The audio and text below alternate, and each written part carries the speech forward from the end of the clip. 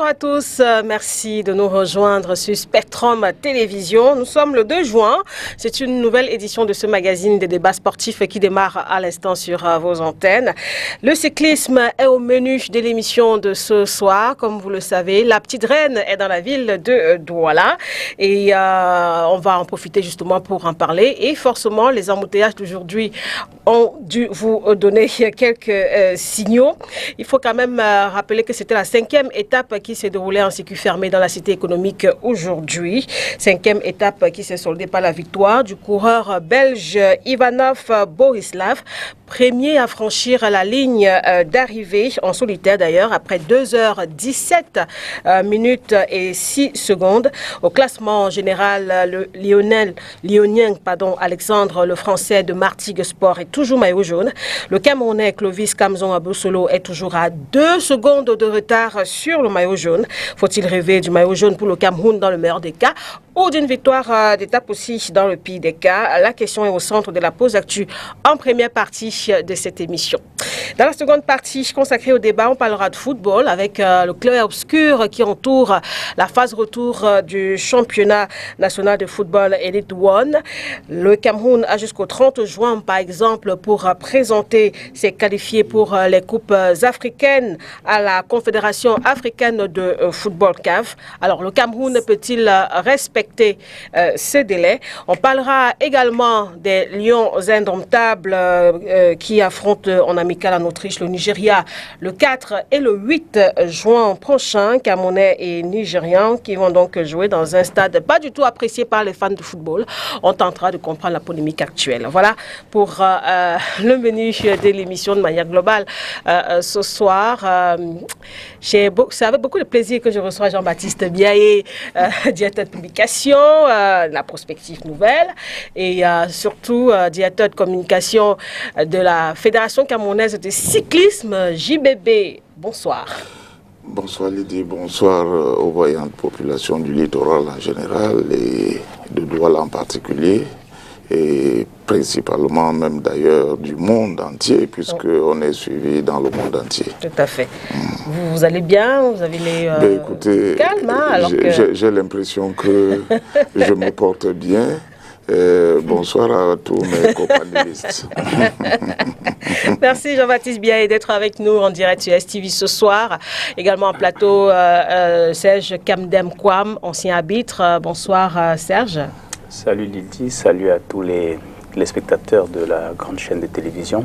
Salut à tous les companélistes et c'est un bon retour aujourd'hui. On espère qu'on fera une très belle émission. En retour, puisqu'on parle de retour, hein, on va parler on va accueillir Tchadia Femba. Ça fait très très longtemps, consultant sportif qu'on retrouve aussi avec beaucoup de plaisir. Bonsoir. Bonsoir Lydie, bonsoir. Bonne année. Bonne année. Ce que vous voulez, hein, bienvenue. C'est avec beaucoup de chaleur que je retrouve le plateau.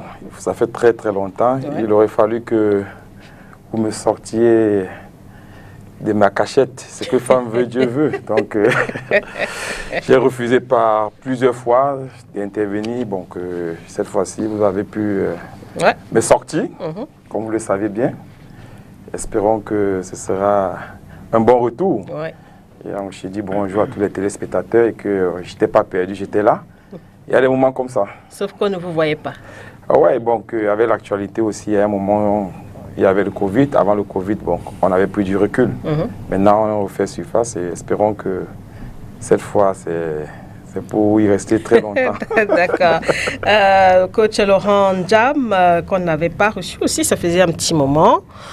Coach, bonsoir, bienvenue. Ah bon, on va reçu, ça fait un bon moment. Ça fait un petit moment, pas un petit moment. Un petit moment quand même. Décidément, elle a invité les retrouvailles. Non. Décidément, c'est les revenants. Les revenants. Oh, merci de me faire. Comment allez-vous? Ben, ça va. Non, après le Covid, ça va. Je crois que tout le monde n'a pas de masque ici. Donc, ça veut que nous ne sommes pas atteints, nous ne sommes pas malades. Non, bonsoir à tous les téléspectateurs et merci de me faire cet honneur de me rappeler à STV. Je reviendrai encore une autre fois quand l'occasion me sera donnée. Et comment va le club? Ben voilà. Si je dis que ça va, c'est que je ne suis pas sérieux. Si je dis que ça ne va pas, c'est que je suis un blagueur. Mais je veux dire qu'un club qui a fait une trêve et qui attend un mois après pour jouer, 2 mois après.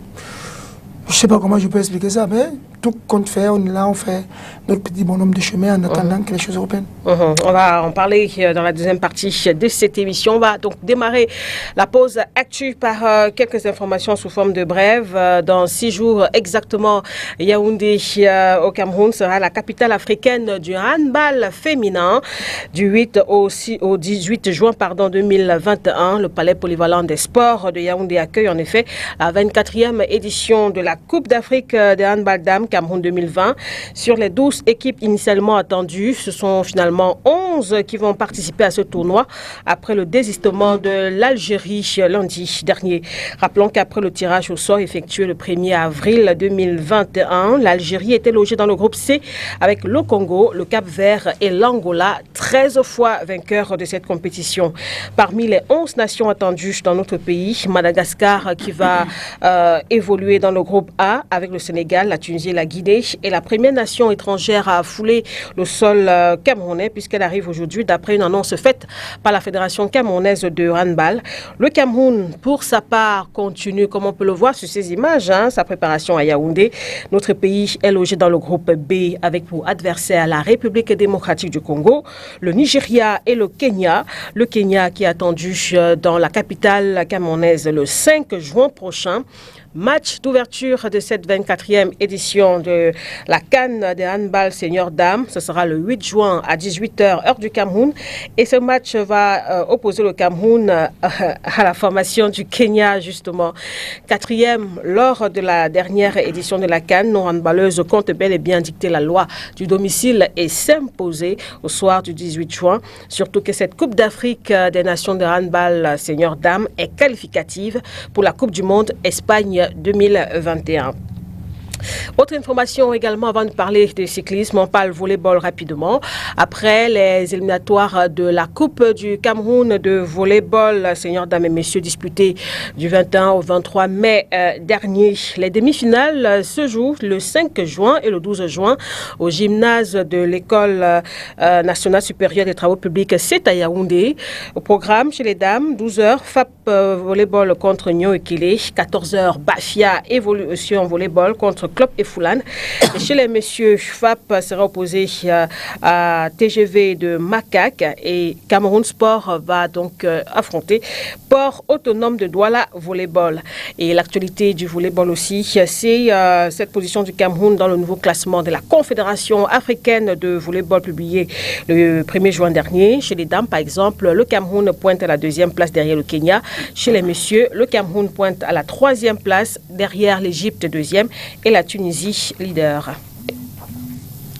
On parle donc cyclisme à présent avec le Tour cycliste international du Cameroun qui se poursuit. La caravane du Tour était dans la ville de Douala aujourd'hui. C'est à la faveur de la 5e étape de cette compétition. Une étape qui s'est disputée sous forme de critérium. Donc c'est un circuit fermé.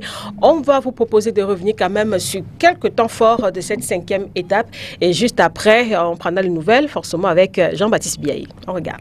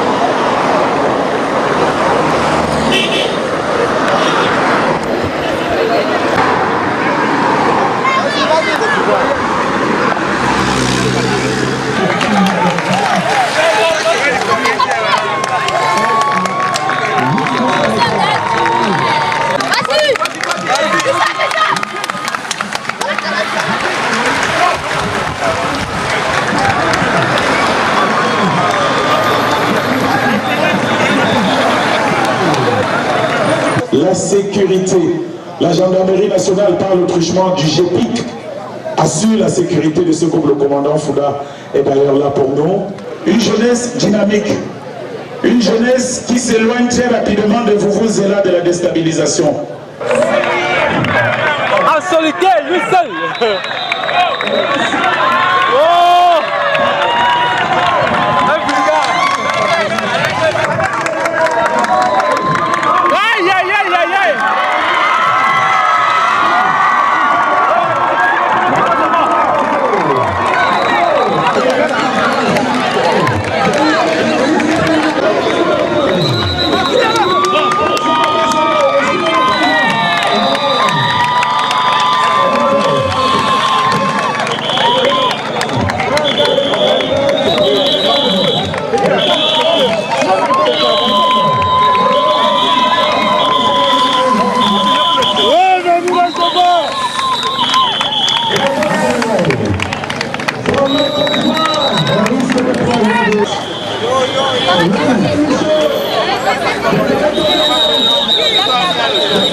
You were the first today in the fit lap in this very hotly contested circuit. You came first against Ivanov. What is making you tick? Well, it was very open race. I managed to escape in a moment when the group stopped and they were all dead. So it was a moment when you're on the limit, you have to risk.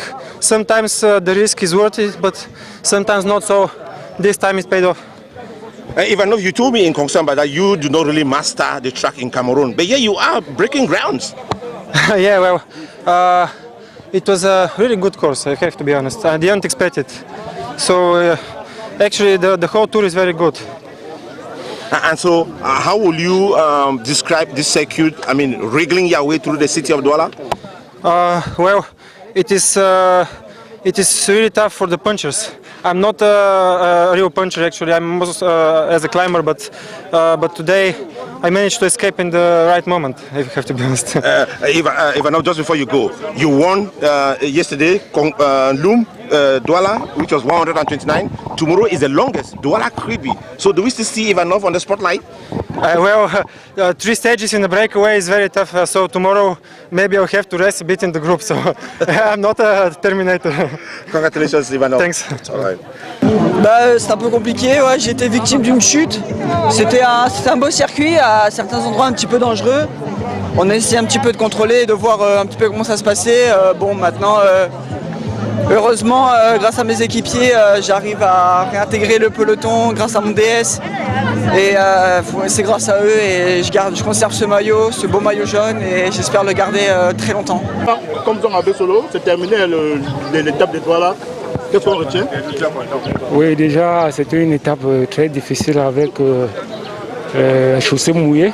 Et on n'a pas voulu trop prendre les risques pour chuter et perdre déjà le temps qu'on avait.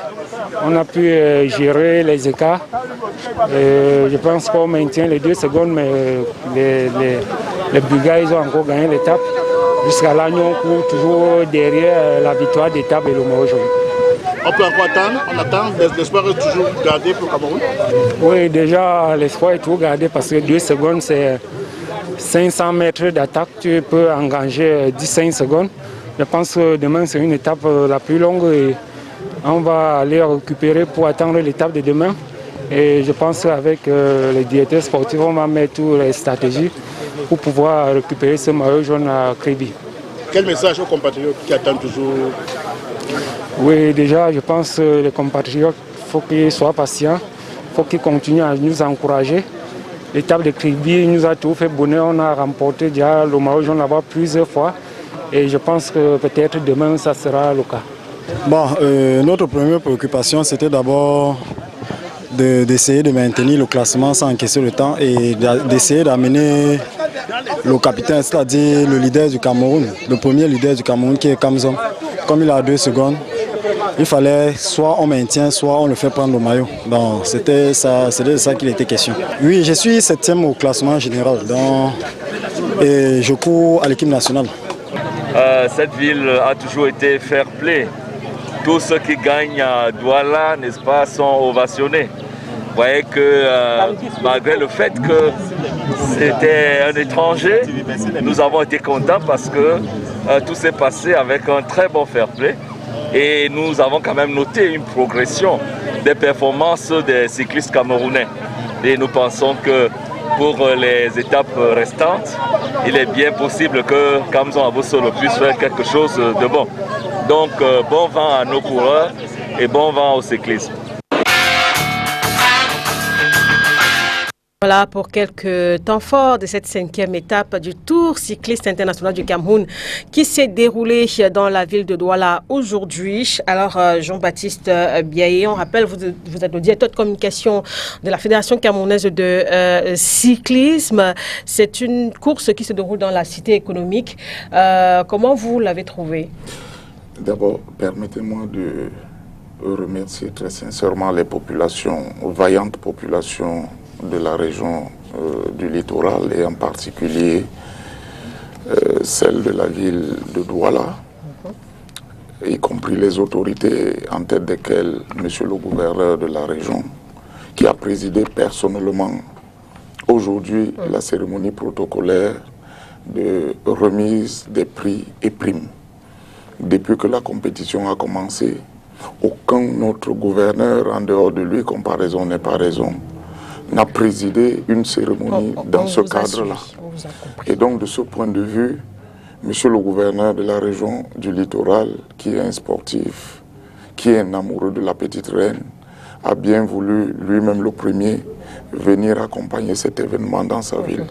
Je voudrais tout modestement et au nom de la Fédération camerounaise de cyclisme remercier très sincèrement ces autorités-là, y compris les forces de défense et de sécurité qui ont été déployées pour le succès de l'organisation de cette compétition à Douala.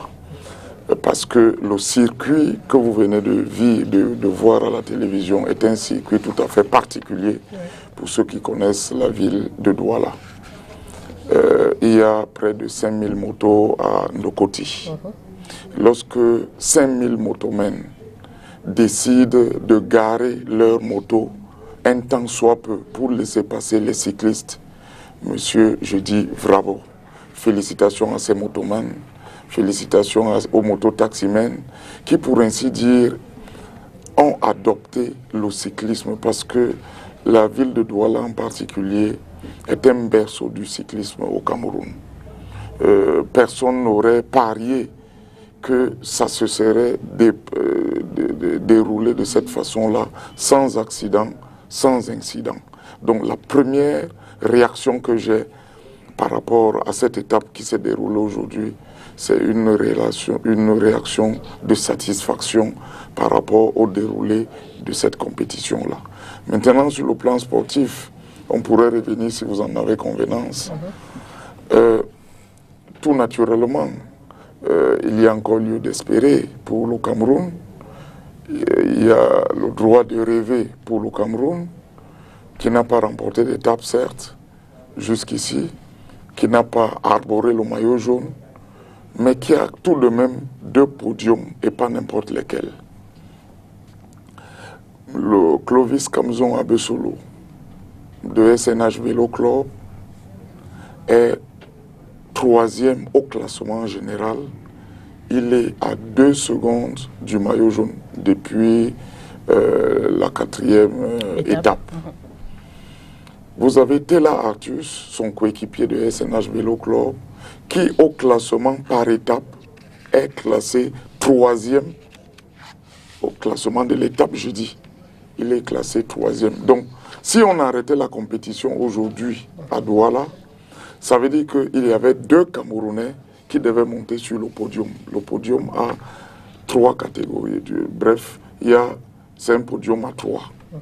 Ça veut dire que sur le classement de l'étape, à l'issue de la 5e étape à Douala aujourd'hui, on devrait donc avoir un premier, un deuxième, un troisième, et le troisième devait être camerounais.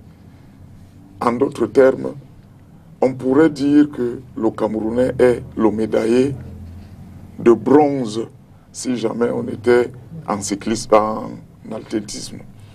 Et au plan général, au classement général, on aurait pu dire également pour Kamzon Abesolo, qui occupe la 3e marche du podium, qu'il a la médaille de bronze. Voilà comment il faut comprendre ça. Mais je dis ce n'est pas terminé parce que l'aventure continue jusqu'au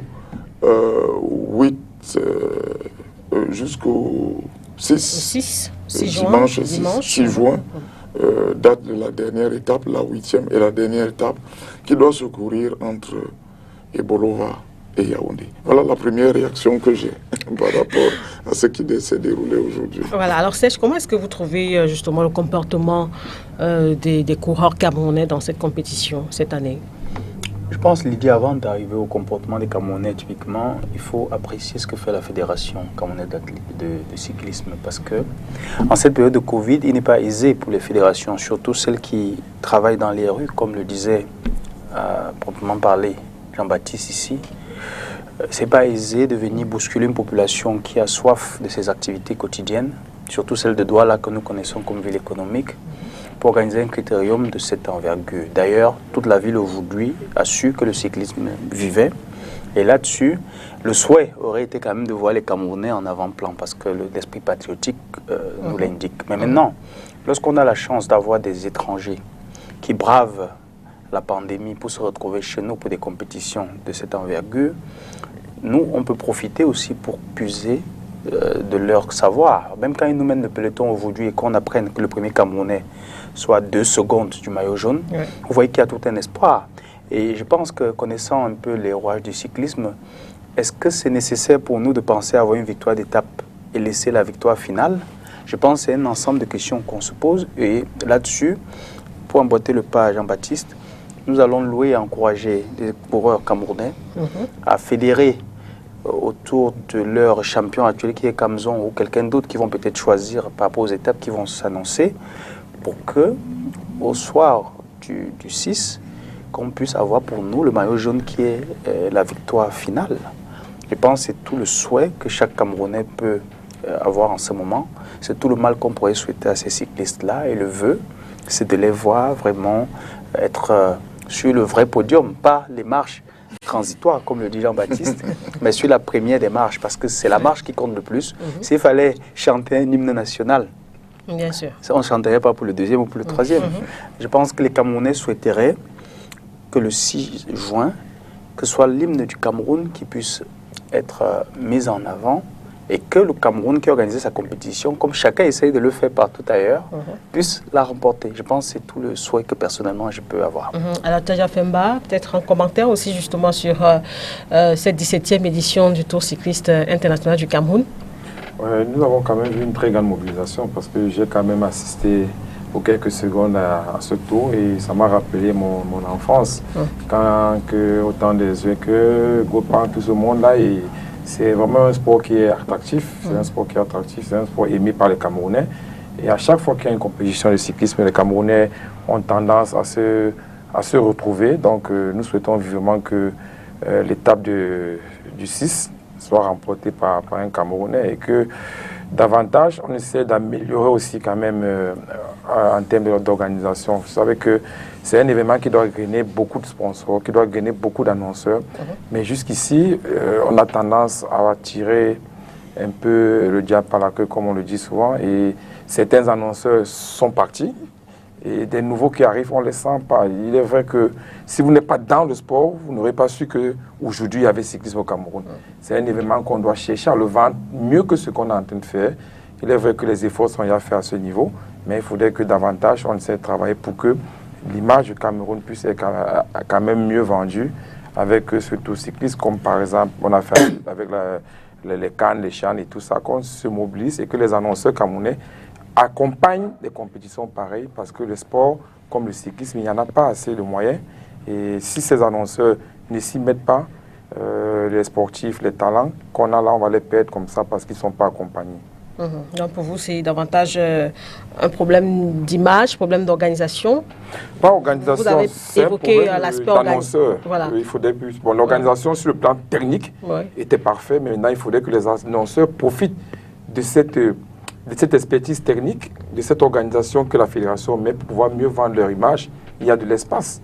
Il y a de l'espace. Pourquoi ne pas s'approcher ou bien accompagner ce genre d'événement? C'est quand même le Cameroun. Quand on dit Tour cycliste Cameroun, tu ne sais pas où est-ce qu'on peut mieux communiquer que dans un Tour cycliste Cameroun. Parce qu'on balaie tout le pays, on fait tous les grandes villes. Et là, même si la petite reine, ça fait un moment qu'elle ne passe pas Jean-Baptiste Biaye dans toutes les régions. Vous comprenez, vous avez les raisons, vous avez les causes. Voilà. La fédération aurait bien voulu repartir, par exemple, dans le Grand Nord, parce que nous avons déjà été là-bas. À l'époque, le Tour du Cameroun commençait dans l'extrême nord, descendait dans le nord, passait par Ngaoundéré. À un moment donné, on quittait Ngaoundéré pour Bafoussam, en tout cas à l'ouest du pays, et puis on revenait de Yaoundé. On a fait ça à une époque, et tout le monde s'en souvient. Mais vous connaissez, notre pays a des difficultés ces derniers temps. On ne dit pas que ça ne rassure pas. D'ailleurs, je profite de l'occasion pour remercier très sincèrement les forces de défense et de sécurité qui continuent de travailler de manière acharnée pour préserver l'intégrité territoriale du pays. Et quand je parle des forces de maintien et de sécurité, j'ai une image forte et séduisante que j'ai pu observer lorsque nous avons été dans le sud-ouest hier. Dans le cadre de la 4e étape, nous sommes partis de Loum pour Limbé. Je vous assure que lorsque nous avons traversé le pont sur le Mungo, parce que c'est le pont sur le Mungo qui est quand même qui sépare le littoral au sud-ouest, mais à partir du pont du Mungo jusqu'à la place des fêtes de Limbé, les forces de défense et de sécurité étaient mobilisées et ont jalonné tout le trajet en aller-retour. Ça a été extraordinaire. Depuis le début de la compétition, je n'ai pas vu cette image. Et il y avait un balayage systématique sur l'axe par des véhicules blindés, pratiquement, pour encadrer la caravane. Et cela a permis de rassurer davantage non seulement les étrangers qui sont venus prendre part à cette compétition, mais également les Camerounais. Mon frère l'a dit tout à l'heure, vous savez, lui également, ils ont dit que le Cameroun a besoin aujourd'hui de se remettre sur scène en termes de sport de manière générale et peut-être en termes d'un certain nombre de disciplines. Le Cameroun organise bientôt la Coupe d'Afrique des Nations. Ce serait également... Vous savez, le cyclisme, ce n'est pas à vous que je le prends, est une vitrine, est une fenêtre de visibilité. Il a dit tout à l'heure un point important. C'est une fenêtre de visibilité dans le monde. La crédibilité de la compétition que nous organisons au Cameroun aujourd'hui a dépassé largement les frontières nationales. Je peux vous dire que le Tour cycliste international du Cameroun, la 17e édition, est particulièrement suivie par les instances fêtières que sont la Confédération africaine de cyclisme et l'Union cycliste internationale. Minute après minute, je suis mieux placé pour vous le dire. Et ces instances-là félicitent le Cameroun. N'oubliez pas que, et mon frère l'a dit si bien, il faut le souligner à grands traits, nous organisons cette compétition dans un contexte Covid-19. L'année dernière, nous avons organisé, d'ailleurs le tour n'a pas eu lieu l'année dernière, à cause du Covid. Le Grand Prix Chantal Biya que nous organisons généralement au mois de l'octobre a été décalé d'un mois. Il a été organisé au mois de novembre. Simplement parce que il y a du crédit accordé à ces compétitions-là. Je précise à toute fin du style que le Cameroun est le seul pays au sud du Sahara qui organise 2 compétitions qui sont inscrites sur le calendrier international. D'ailleurs, à un moment donné, le Cameroun était le seul pays qui avait organisé 3 compétitions.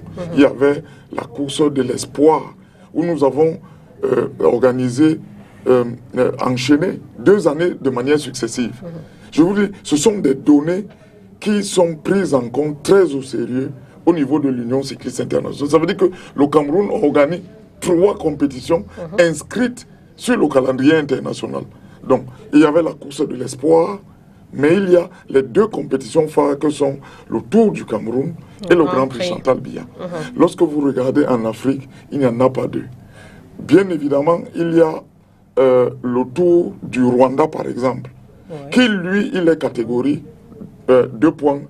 C'est-à-dire qu'on accepte dans ce tour-là des pays qui sont professionnels. Il y a là des pays qui participent au Tour de France, qui prennent part là-bas. Nous organisons une compétition de 2.2. Donc, lorsque vous prenez les compétitions de 2.2 en Afrique, le Cameroun vient en tête en termes d'organisation de ces compétitions-là. Vraiment, ce n'est pas une vantardise.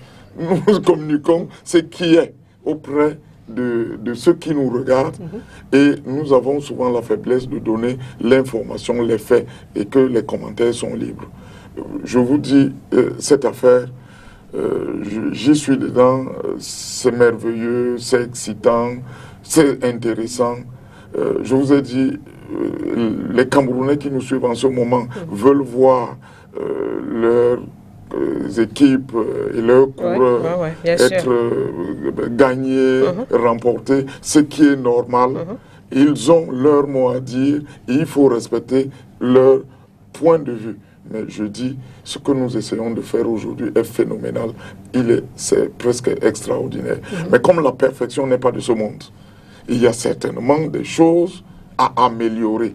Et à la Fédération camerounaise de cyclisme, nous sommes réceptifs à toutes les critiques et aux propositions pour nous permettre d'améliorer. Parce qu'une compétition comme celle-là, qui est, je vous le rappelle, sous le très haut patronage de Monsieur le Président de la République. Et donc quand vous voyez la mobilisation, je vous ai dit tout à l'heure dès l'entame, le gouverneur lui-même préside la cérémonie. Il est même allé au-delà.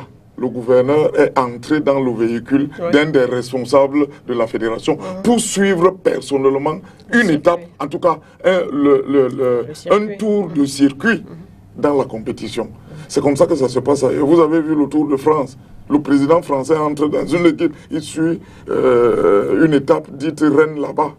Bon, enfin, j'ai dit comparaison n'est pas raison. Revenons sur les tropiques, mais parlons de ce qui est chez nous au Cameroun. Parce qu'il y a quand même eu une petite polémique lors de la 4e étape dans le sud-ouest, ce qui vous a d'ailleurs amené à commettre un communiqué, Jean-Baptiste Biaé, pour essayer de clarifier certaines choses. Les gens ont leur mot à dire, je vous l'ai dit, il faut respecter les points de vue des autres.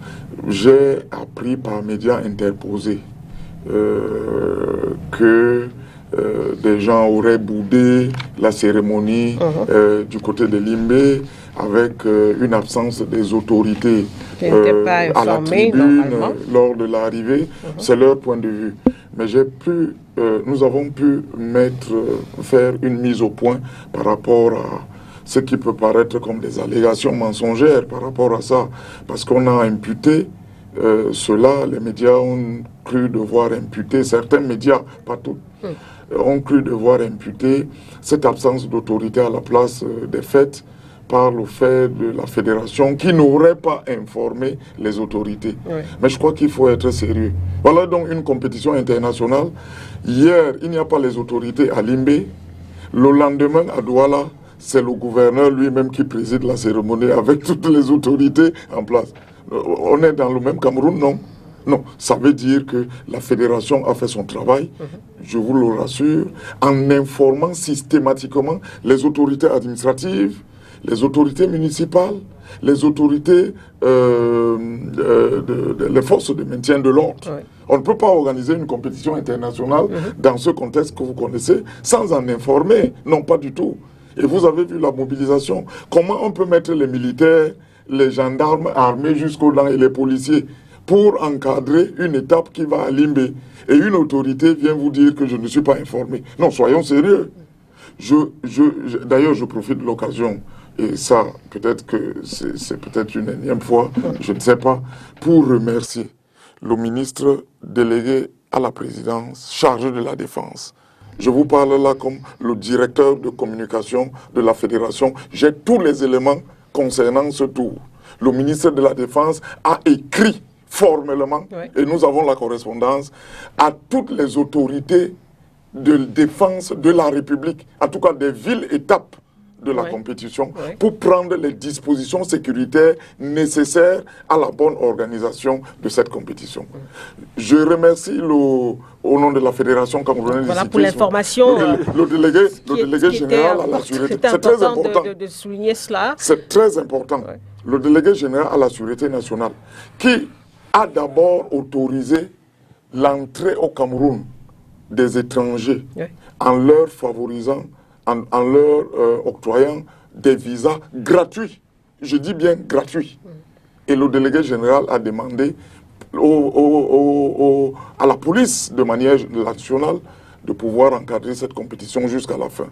Je vous fais grâce de la DGRE parce que dans la caravane, je puis vous dire ça aujourd'hui, la caravane elle-même, elle est sécurisée de bout en bout par les gendarmes, par les policiers, par les agents de la DGRE, par les responsables de la surveillance du territoire. Cette caravane que vous voyez là est hyper sécurisée. Maintenant, dans toutes les villes-étapes, la sécurité de sous les villes-étapes est mobilisée pour...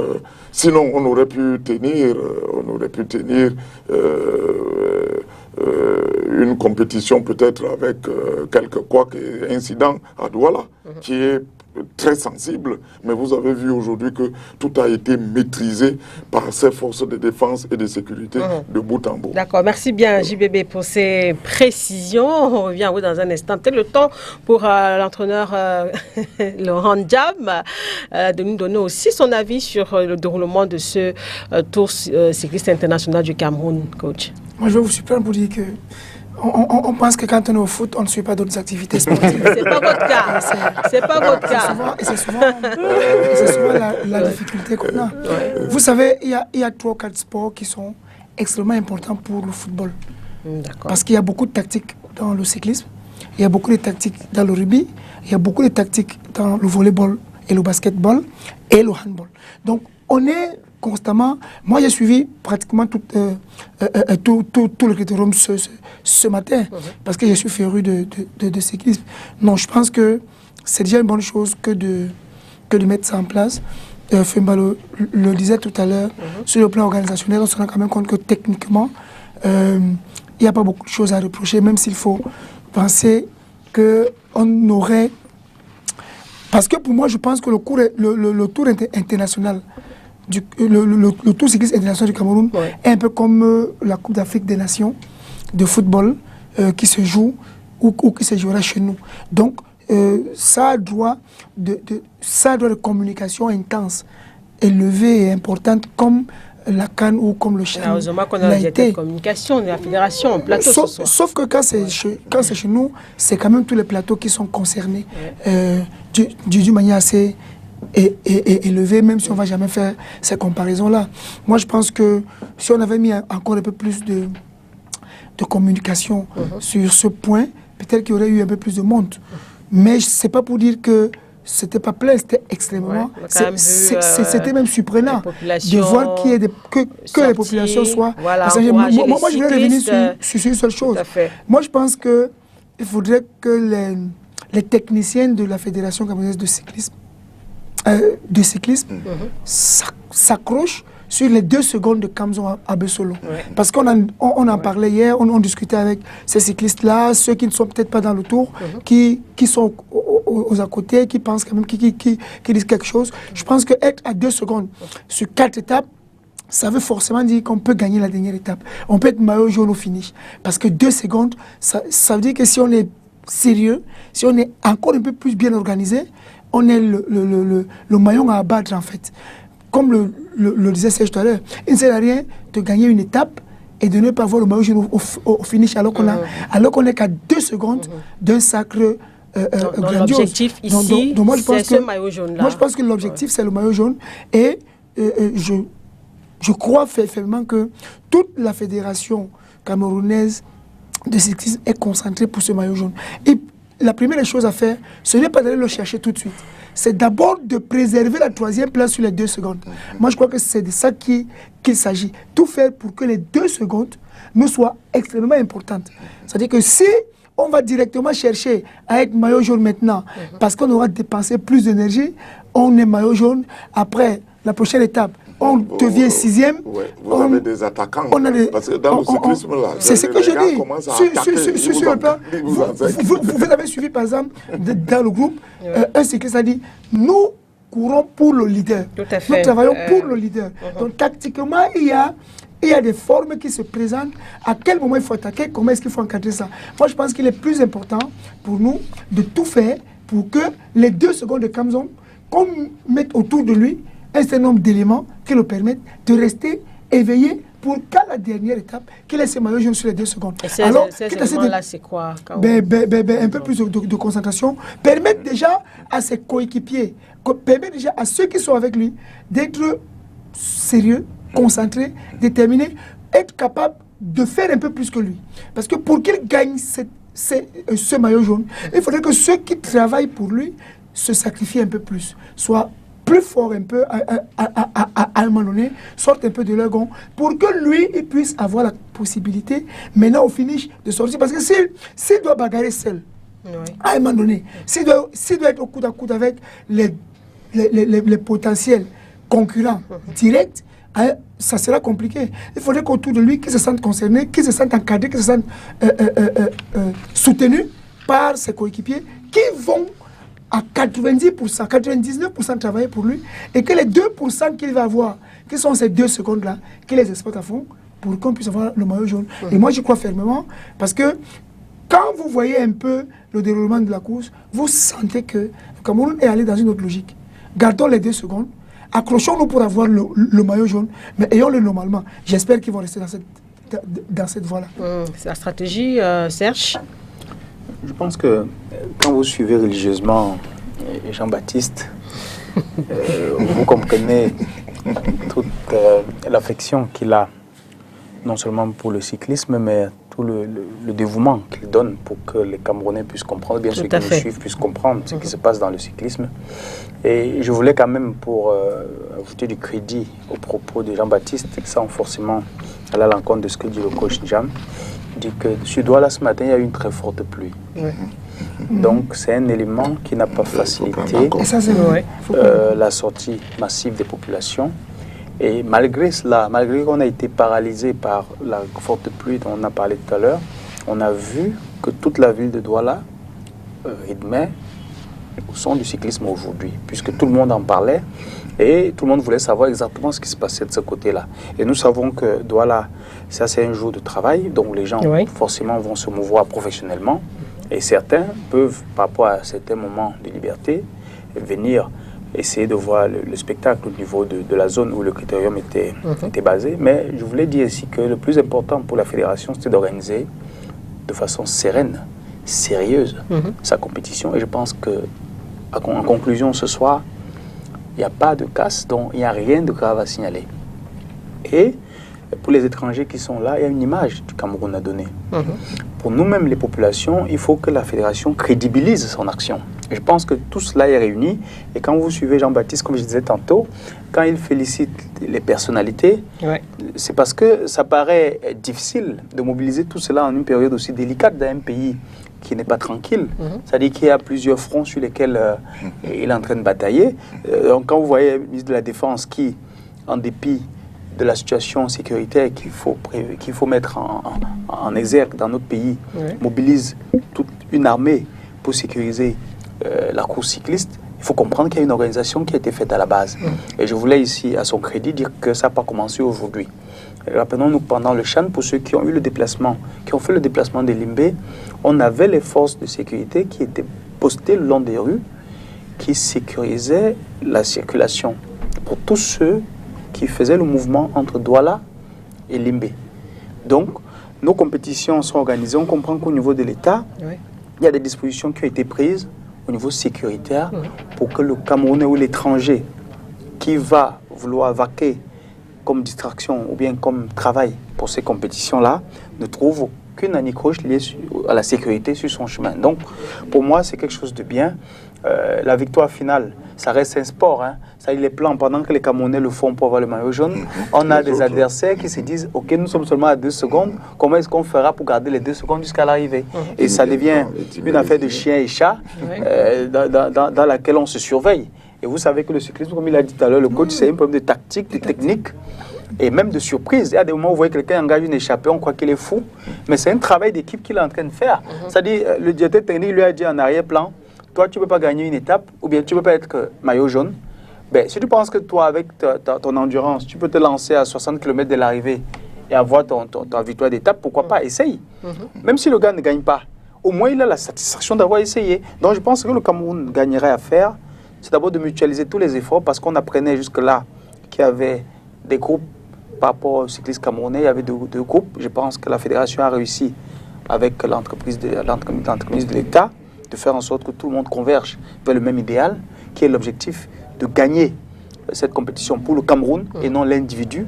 Maintenant, si c'est Kamzon qui est celui qui est mis en avant-plan parce qu'il est à 2 secondes du maillot jaune, ben, que tout le monde travaille autour de lui. Maintenant, il y a les étapes quand même difficiles qui arrivent. Hein.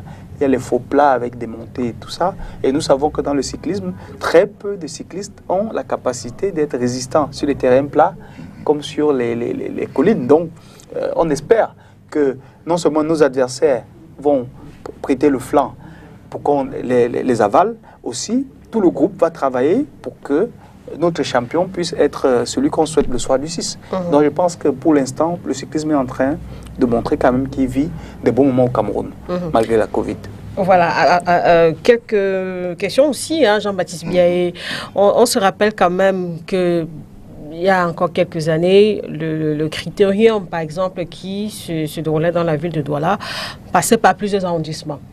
Or, ces dernières années, on a vu, c'est le même circuit, à Douala 3e, ça ne change pas, c'est resté là-bas, donc pas de petites reines à Aqua et autres ronds-points, comme on l'a vu par le passé. Qu'est-ce qui peut expliquer cela? Alors, ce qui est intéressant de savoir, c'est que nous amenons le cyclisme là où il y a justement la difficulté.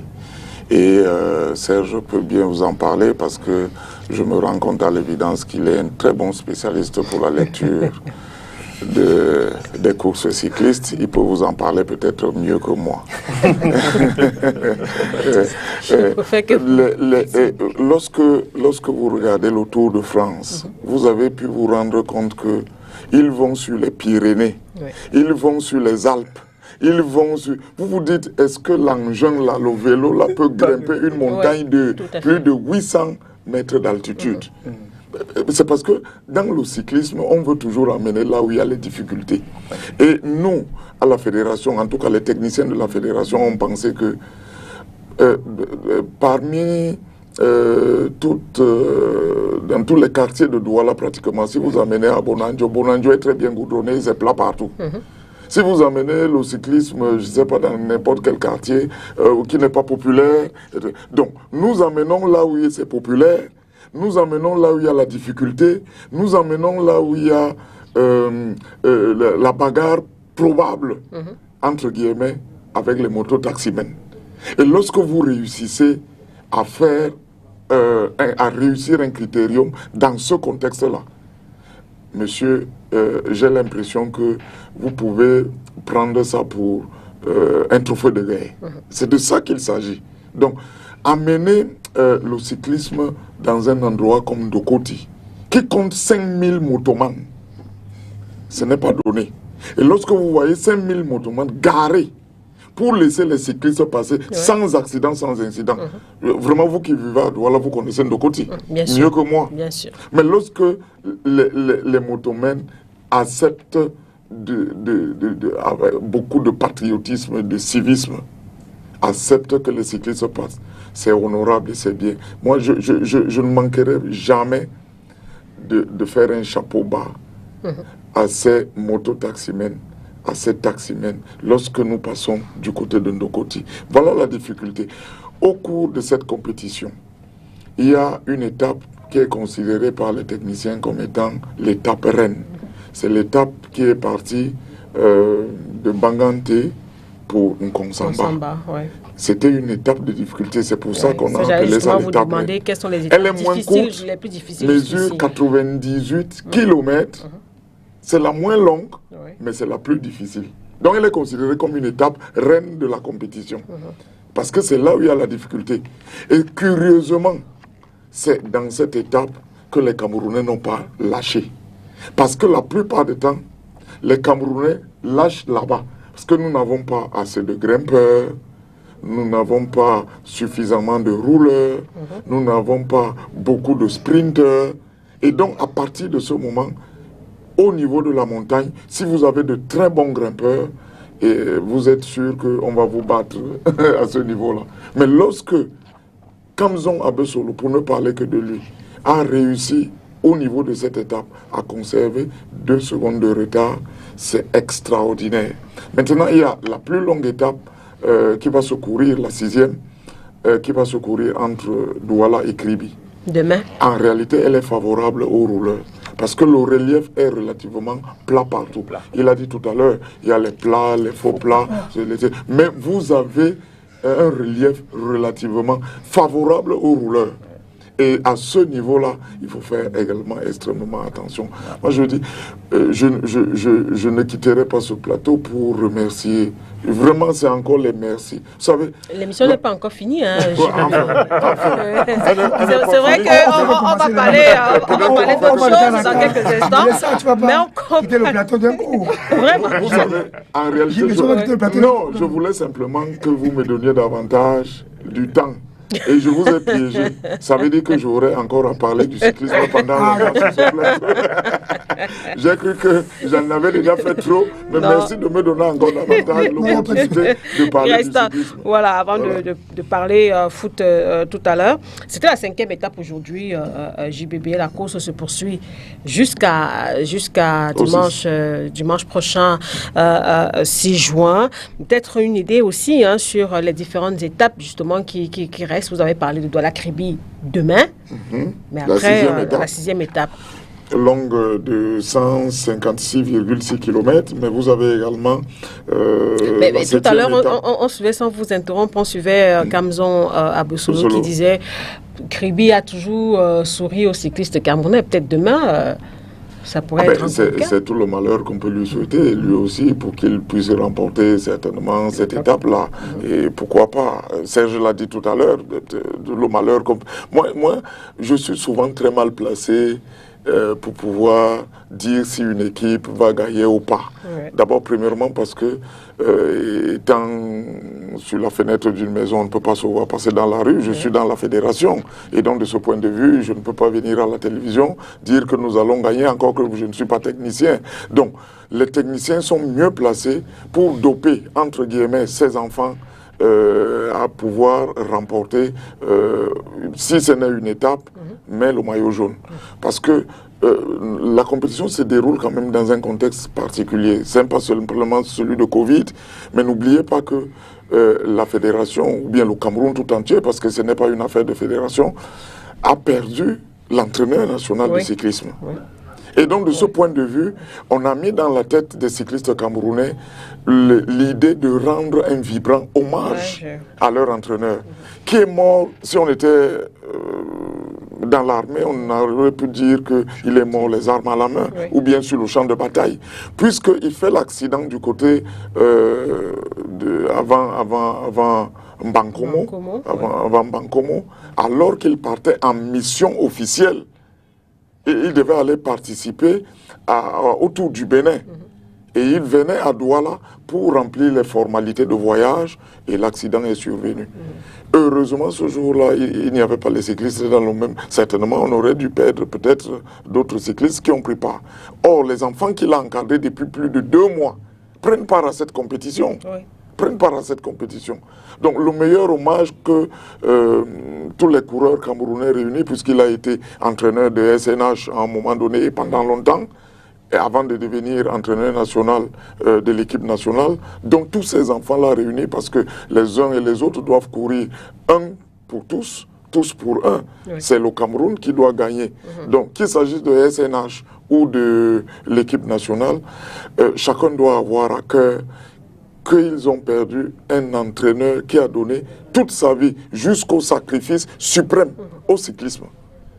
Parce que je me rappelle son frère aîné, son frère jumeau, lorsque la fédération a rendu une visite pour présenter les sincères condoléances, il nous a fait une confidence extraordinaire. Toute la vie, M. Ntep a fait du cyclisme. Dans son bas âge, témoignait sa maman à l'époque, il n'avait de dessin que pour le vélo, à l'école.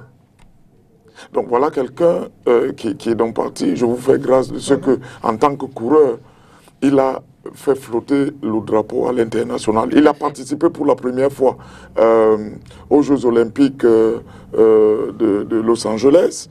Il a été aux Jeux Olympiques de Moscou. Jusqu'aujourd'hui, lorsque vous regardez les statistiques et les archives, je ne sais pas quel cycliste a déjà participé aux Jeux Olympiques à Moscou ou bien donc, j'ai fait un break pour moi aussi rendre hommage à l'entraîneur qui nous a quittés brutalement. Mais pour revenir sur la 17e édition qui se déroule, je pense que le message qui passe auprès des cyclistes camerounais, c'est celui de rendre hommage, d'accord, mais de pouvoir remporter le prestigieux maillot jaune qui nous échappe depuis 2015. Et c'est depuis 2015 que le dernier qui a remporté ce maillot jaune s'appelle bien Kamzong Abesolo. Voilà. Donc vous voyez, il y a donc un fait, un ensemble de faits qui, synoptiquement embrassés, doivent concourir en réalité à la victoire tant espérée par la majorité des Camerounais. D'accord. Donc demain, c'est la 6e étape de cette compétition. Après, demain, c'est la 7e étape. Boumniebel Mbalmayo, 133 km. Et enfin, la 8e aura lieu entre Ebolova et Yaoundé, 149 km le dimanche. Peut-être le dimanche, des dispositions particulières. C'est quand même un jour de fin de compétition. Oui, des dispositions particulières, notamment les dispositions sécuritaires sur l'axe qui va nous amener des Bolova pour Yaoundé. Mais c'est déjà une tradition par rapport à cet axe-là. La mobilisation est souvent importante du côté de Mbalmayo notamment. Qui est également un petit berceau du cyclisme. Vous savez que, et qu'en plaquage, vous n'avez pas été une équipe formidable dans ce pays, et c'était du côté de Mbalmayo. Et donc, les populations de Mbalmayo ont souvent accompagné de la très belle manière les cyclistes à leur passage. N'oubliez pas les populations de Yaoundé. Mais je dis une fois encore, il y a des images séduisantes du côté. Parce qu'on a voulu faire la polémique lorsqu'on est allé dans le sud-ouest. Moi, en tant que reporter, dans le contexte actuel de Covid et d'insécurité, j'ai vu les populations de Tiko sortir abondamment sur les routes. J'ai vu les populations de Moutengene être aux abords des rues. Ça a été extraordinaire. Ça a été extraordinaire. Et on est parti de cette ville malgré l'absence. Je rappelle que le sous-préfet de Limbe Premier était déjà à la tribune.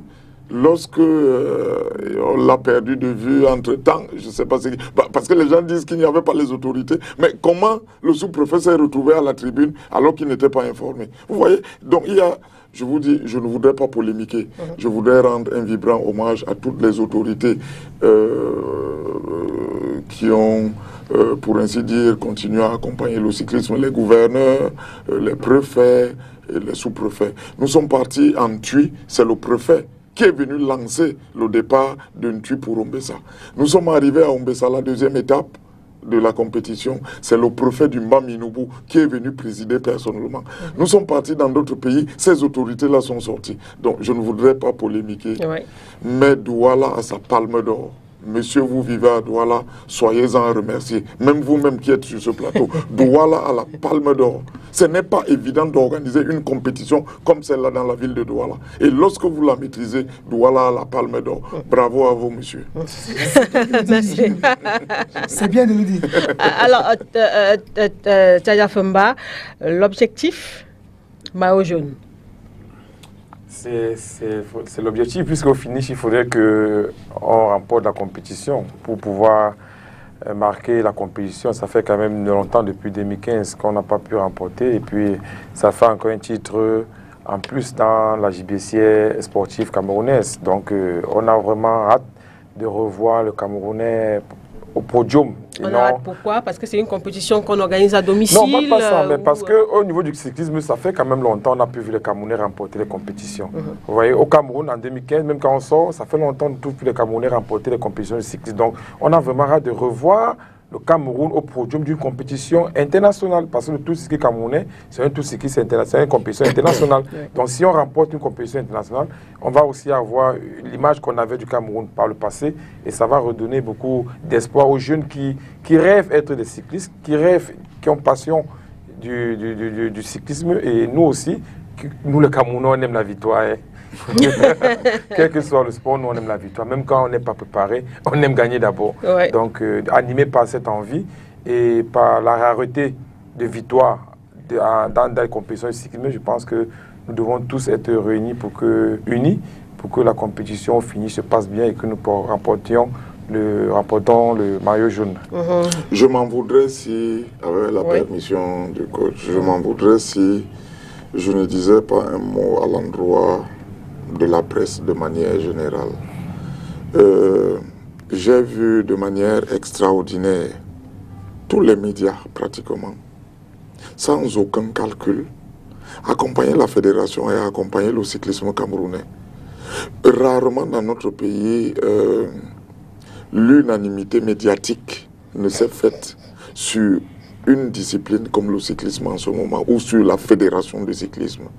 Je vous ai dit que je suis dans une posture telle que je ne peux pas être assis sur la fenêtre d'une maison et me voir passer dans la rue. Mais nous, à la fédération, nous avons le retour de ce que les uns et les autres vont, à commencer par STV. Lorsque vous décidez souverainement de m'inviter, si vous ne m'invitez pas parce que je suis votre ami, mais vous m'invitez parce que vous supposez que la Fédération de cyclisme fait des choses, que le Tour cycliste international est en marche dans notre pays et se porte mieux. J'ai la faiblesse de le penser. Et donc, mes remerciements vont à l'endroit de la presse, toute la presse, qu'elle soit publique ou privée, qu'elle soit audiovisuelle ou parlée. Et je précise, je suis dans une télévision concurrente, que la compétition est diffusée et retransmise en direct sur les antennes de la télévision nationale. Ça, c'est extraordinaire et presque gratuit. Monsieur le directeur général de la CRTV, sans publicité aucune, a demandé que ces équipes puissent accompagner l'événement. On ne peut pas vous dire, c'est presque gratuit, c'est presque patriotique ce que nous faisons là. Sous d'autres cieux, les ventes des images, de production de ces images devaient coûter énormément cher, mais par patriotisme, on décide d'accompagner. Vraiment, je ne tarirai jamais d'éloges à l'endroit des hommes et des femmes des médias. Voilà, à l'endroit des femmes et des médias qui accompagnent l'événement et qui nous suivent minute par minute. Nous avons créé des plateformes où il y a une sorte de fluidité d'information. J'ai souvent coutume de dire que je suis un ouvrier de service. Appelez-moi à n'importe quelle heure de la nuit ou de la journée. Je suis à votre disposition. Tout à fait. Peut-être avant de sortir de ce sujet, coach, je disais tantôt, l'objectif, on l'a compris, ça reste le maillot jaune. Et comme disait Tchadja Femba, les Camerounais, ils aiment bien les victoires, quelles qu'en soient les disciplines. Ben écoutez, nous tous sommes focalisés sur... Je suis sûr d'une chose, c'est que dès qu'on va dire que Cameroun un peu sur le maillot jaune, vous allez voir que même le dernier Camerounais qui ne suivait pas ce tour cycliste va s'intéresser directement. Il s'agit de quoi? Le maillot jaune, c'est quoi? Même ceux qui ne savent pas ce qui veut dire maillot jaune va directement s'intégrer. Donc moi, je pense que, non, pour faire sérieux, donc je pense que Femba l'a dit, on a soif de ce genre de victoire depuis un temps. Ça nous manque, même si ça reste un sport, même si ça reste une compétition, un jeu où forcément il y a ceux qui ont un peu plus d'expérience et d'organisation technique mieux que nous. Il faut aussi avoir l'honnêteté intellectuelle de le reconnaître. Même si impossible n'est pas camerounais, on a toujours eu cette grandeur ou cette faiblesse. Je ne sais pas dans quel contexte on va situer ça, de le dire à chaque fois. On pense que on doit croiser continuellement les doigts pour ces dernières étapes pour que nous puissions avoir ce maillot jaune. Je dois reconnaître que c'est très difficile. Nous ne courons pas contre des cyclistes assez affaiblis. Nous courons avec des cyclistes qui, de temps en temps, sont confrontés à beaucoup d'autres compétitions dans leurs différents pays et dans les pays voisins. Donc je pense que c'est aussi quelque chose de très important. C'est peut-être ça qui nous manque constamment. Il faut peut-être que ça se multiplie. On a, Jean-Baptiste a dit tout à l'heure, nous avons deux grands... Non, vous êtes même pas trompé en appelant JBB. Non, je préfère Jean-Baptiste pour JBB, c'est un peu plus nous. D'accord, ouais. Je veux dire que il a rappelé tout à l'heure en disant que ces deux grandes compétitions, avoir deux grands tours comme ce que nous avons là, ce n'est pas très couru en Afrique pour certains pays, mais en même temps, il faudrait que de temps en temps, on se hisse non seulement, pas seulement en organisation, mais en termes de gains sur le plan des victoires finales. Je pense que ça aussi c'est important. Même si en ne gagnant pas, on apprend de temps en temps et on se dit qu'on gagnera encore une ou deux fois, ça fait quand même depuis 2015. Je pense que de 2015 à 2021, ça fait 6 ans, il y a beaucoup de choses. Je pense avoir cette compétition, je me dis qu'il y a quelque chose au bout qui va se présenter. On a les armes pour ça. Je pense que ça augure un avenir ou un lendemain. Je ne sais pas ce qu'on préfère, avenir ou lendemain, mais quelque chose d'important à la fin. Alors Mélodie, je voudrais dire quelque chose qui me passe par la tête en ce moment. Parce que j'ai dit comparaison n'est pas raison. Ce que vous regardez, le Tour de France, ça fait une trentaine d'années. Aucun Français n'a remporté le maillot jaune. Comparaison n'est vraiment pas raison. Oui, je vous dis. Mais nous les Camerounais, on est Camerounais. On a compris. On aime gagner. Nous, on aime gagner et puis on ne se compare pas à la France qui est non, vous avez pleinement raison. Voilà. Nous avons pleinement raison. Je suis d'avis avec vous sur toute la ligne. Nous aimons les victoires. Mais il faut à un moment donné s'arrêter et voir ce qui se passe ailleurs pour essayer de voir si, effectivement, 30 ans, on n'a pas maillot. Le meilleur coureur aujourd'hui en France, c'est Alaphilippe. Si. Il n'a pas gagné, la France n'a pas gagné depuis 30 ans le maillot jaune. Or, ils organisent le Tour de France, qui est le plus médiatisé, après le Giro, qui est le plus médiatisé au monde. Bon, revenons en Afrique, on se tropicalise un peu. Prenons la tropicale Amissa Bongo. Depuis une vingtaine d'années aujourd'hui, aucun Gabonais n'a remporté le maillot jaune. Jean-Baptiste, nous on veut gagner. On aime gagner. Jean-Baptiste, ne commence pas à nous amener dans cette voie. Ignore la voie là. Ignore la voie là. Ignore la voie là. Les cas où les pays remportent constamment. Non, parce que c'est les Américains qui remportent constamment. C'est les Italiens qui remportent tout du façon. Moi, les exemples là, c'est ça qui nous intéresse. Je voudrais dire, tout en respectant vos points de vue, ce que je voudrais dire que pour gagner, la victoire n'est pas simplement sportive. Il y a un ensemble de je ne sais pas comment dire ça, de faits, de synergie qui débouchent sur la victoire. Sur le plan sportif, les encadreurs essayent de faire. Sur le plan organisationnel, comme je vous parlais du tour de Amissa Bongo. Le Gabon met près d'1 milliard de francs CFA pour organiser le tour à Amissa Bongo. Le Cameroun, là, et je vous fais une révélation aujourd'hui, n'atteint même pas 300 millions pour organiser le tour du Cameroun ou le Grand Prix Chantal Biya. Et quand bien même, on vous dit que vous avez 250 ou 300 millions, voire 150, on vous donne ça à la petite semaine, à compte-gouttes. Vous démarrez une compétition, pas avec le budget complet.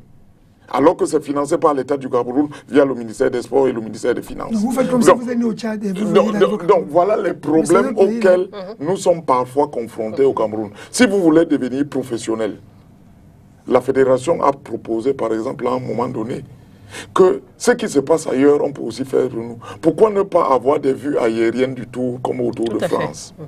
Pourquoi ne pas mettre un aéronef? Or, pour mettre un aéronef, ça coûte de l'argent. Où trouver de l'argent pour faire ça? Mais, au Gabon, je parlerai toujours du Gabon, l'armée gabonaise, c'est elle qui met l'hélicoptère du Gabon pour pouvoir accompagner la télévision gabonaise à filmer les images. Parce que le cyclisme a aussi un côté touristique pour découvrir le Cameroun profond.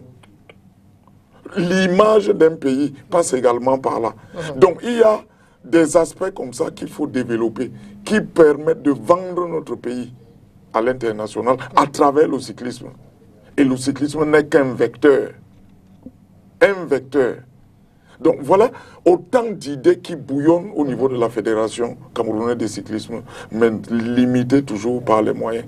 Enfin, je crois, lui, il a parlé, mon frère, mon voisin de gauche, de droite, a parlé également de l'apport d'un certain nombre de mécènes. Il a pleinement raison. Aujourd'hui, nous organisons cette compétition pour que les gens sentent qu'il y a quand même une petite organisation qui se professionnalise au fur et à mesure. On n'est pas parfait, mais venez accompagner nous. Et ceux des sponsors qui veulent accompagner la fédération dans cet aspect-là. Le Tour de France n'est pas organisé par l'État français, par le gouvernement français. Le Tour de France est organisé par les privés et les sponsors. Et on peut arriver à faire ça dans notre pays. Donc, un appel à l'endroit de ceux qui peuvent mettre un peu d'argent dans le cyclisme, de ceux qui peuvent créer les clubs, de ceux qui peuvent détecter les meilleurs coureurs. Parce qu'il y en a plein. Mettez les clubs et ne laissez pas la responsabilité simplement à la fédération, qui fédère, comme son nom l'indique, qui des associations, mais n'est pas là pour faire le travail seul. Créez, il y a des entreprises qui ont suffisamment d'argent, créez des clubs cyclistes. Il y a des mécènes qui veulent mettre de l'argent dans le cyclisme. Oui, monsieur, mettez de l'argent. Il y a de la visibilité. Il y a de la visibilité. La fédération fait quand même aussi les démarches, hein? Oui, tout à fait. Voilà, on ne croise pas les bras. On essaye de faire, mais vous savez, au Cameroun, parfois, c'est à tête chercheuse, c'est pas vous que je vous fais la confidence à haute voix à la télévision. C'est parfois à tête chercheuse pour bénéficier de quelques avantages et avoir quelques publicités ou quelques partenaires. C'est de bouche à oreille. Donc, cela doit également cesser dans notre pays. S'il y a des mécènes et des partenaires qui veulent accompagner l'événement, ça doit être su. Je ne sais pas si je parlerai de l'Institut universitaire du Golfe de Guinée ici, sans publicité aucune sur votre télévision. Mais vous avez vu que... Ils sont partenaires de STV. Très bien, merci beaucoup. Et vous me donnez donc l'opportunité de parler de l'Institut. Ouais, pour terminer, parce que l'Institut... On passe à la deuxième partie de l'émission. L'Institut universitaire... Oui, parce qu'il va prendre quand même 2 heures. Non, il termine. Il termine, Jean-Baptiste. De toute façon, le coach ne m'a jamais rien refusé. Ce n'est pas au cours d'une émission Je n'ai rien refusé jusqu'à présent. Ah ben voilà, ce n'est pas au cours de cette émission qui me refusera la parole pour dire ce que j'ai envie de dire. L'Institut universitaire du Golfe de Guinée, pour ne parler que de cet institut, est-ce que vous savez que c'est à 1 semaine de la compétition que cet institut est venu au secours, pour ainsi dire, de la fédération, en décidant donc de sponsoriser le prestigieux maillot jaune. C'est IUG qui sponsorise le maillot jaune. Et ce n'est pas le seul maillot, c'est IUG qui sponsorise le maillot blanc. Donc un seul partenaire sponsorise 2 maillots dans une compétition. C'est extraordinaire. Si on ne rend pas hommage à quelqu'un comme celui-là, c'est qu'on n'est pas sérieux. D'accord. Et je tenais à le dire de manière à ce que... on ne ferme pas la porte. Elle est ouverte. Les autres peuvent toujours venir. Merci bien, D'ailleurs, la CATV sponsorise un maillot. C'est le maillot vert au cours de cette compétition. Voilà, évidemment, la compétition qui se poursuit, on l'a dit, jusqu'à dimanche prochain, 6 juin. 17e édition du Tour cycliste international du Cameroun. Demain, ce sera la 6e étape entre la ville de Douala et Kribi. Une étape longue de 156,6 km. On suivra cela, évidemment. Et la semaine prochaine, on reviendra forcément pour parler de cette 17e édition qui va donc s'achever ce 6 juin, donc dimanche prochain.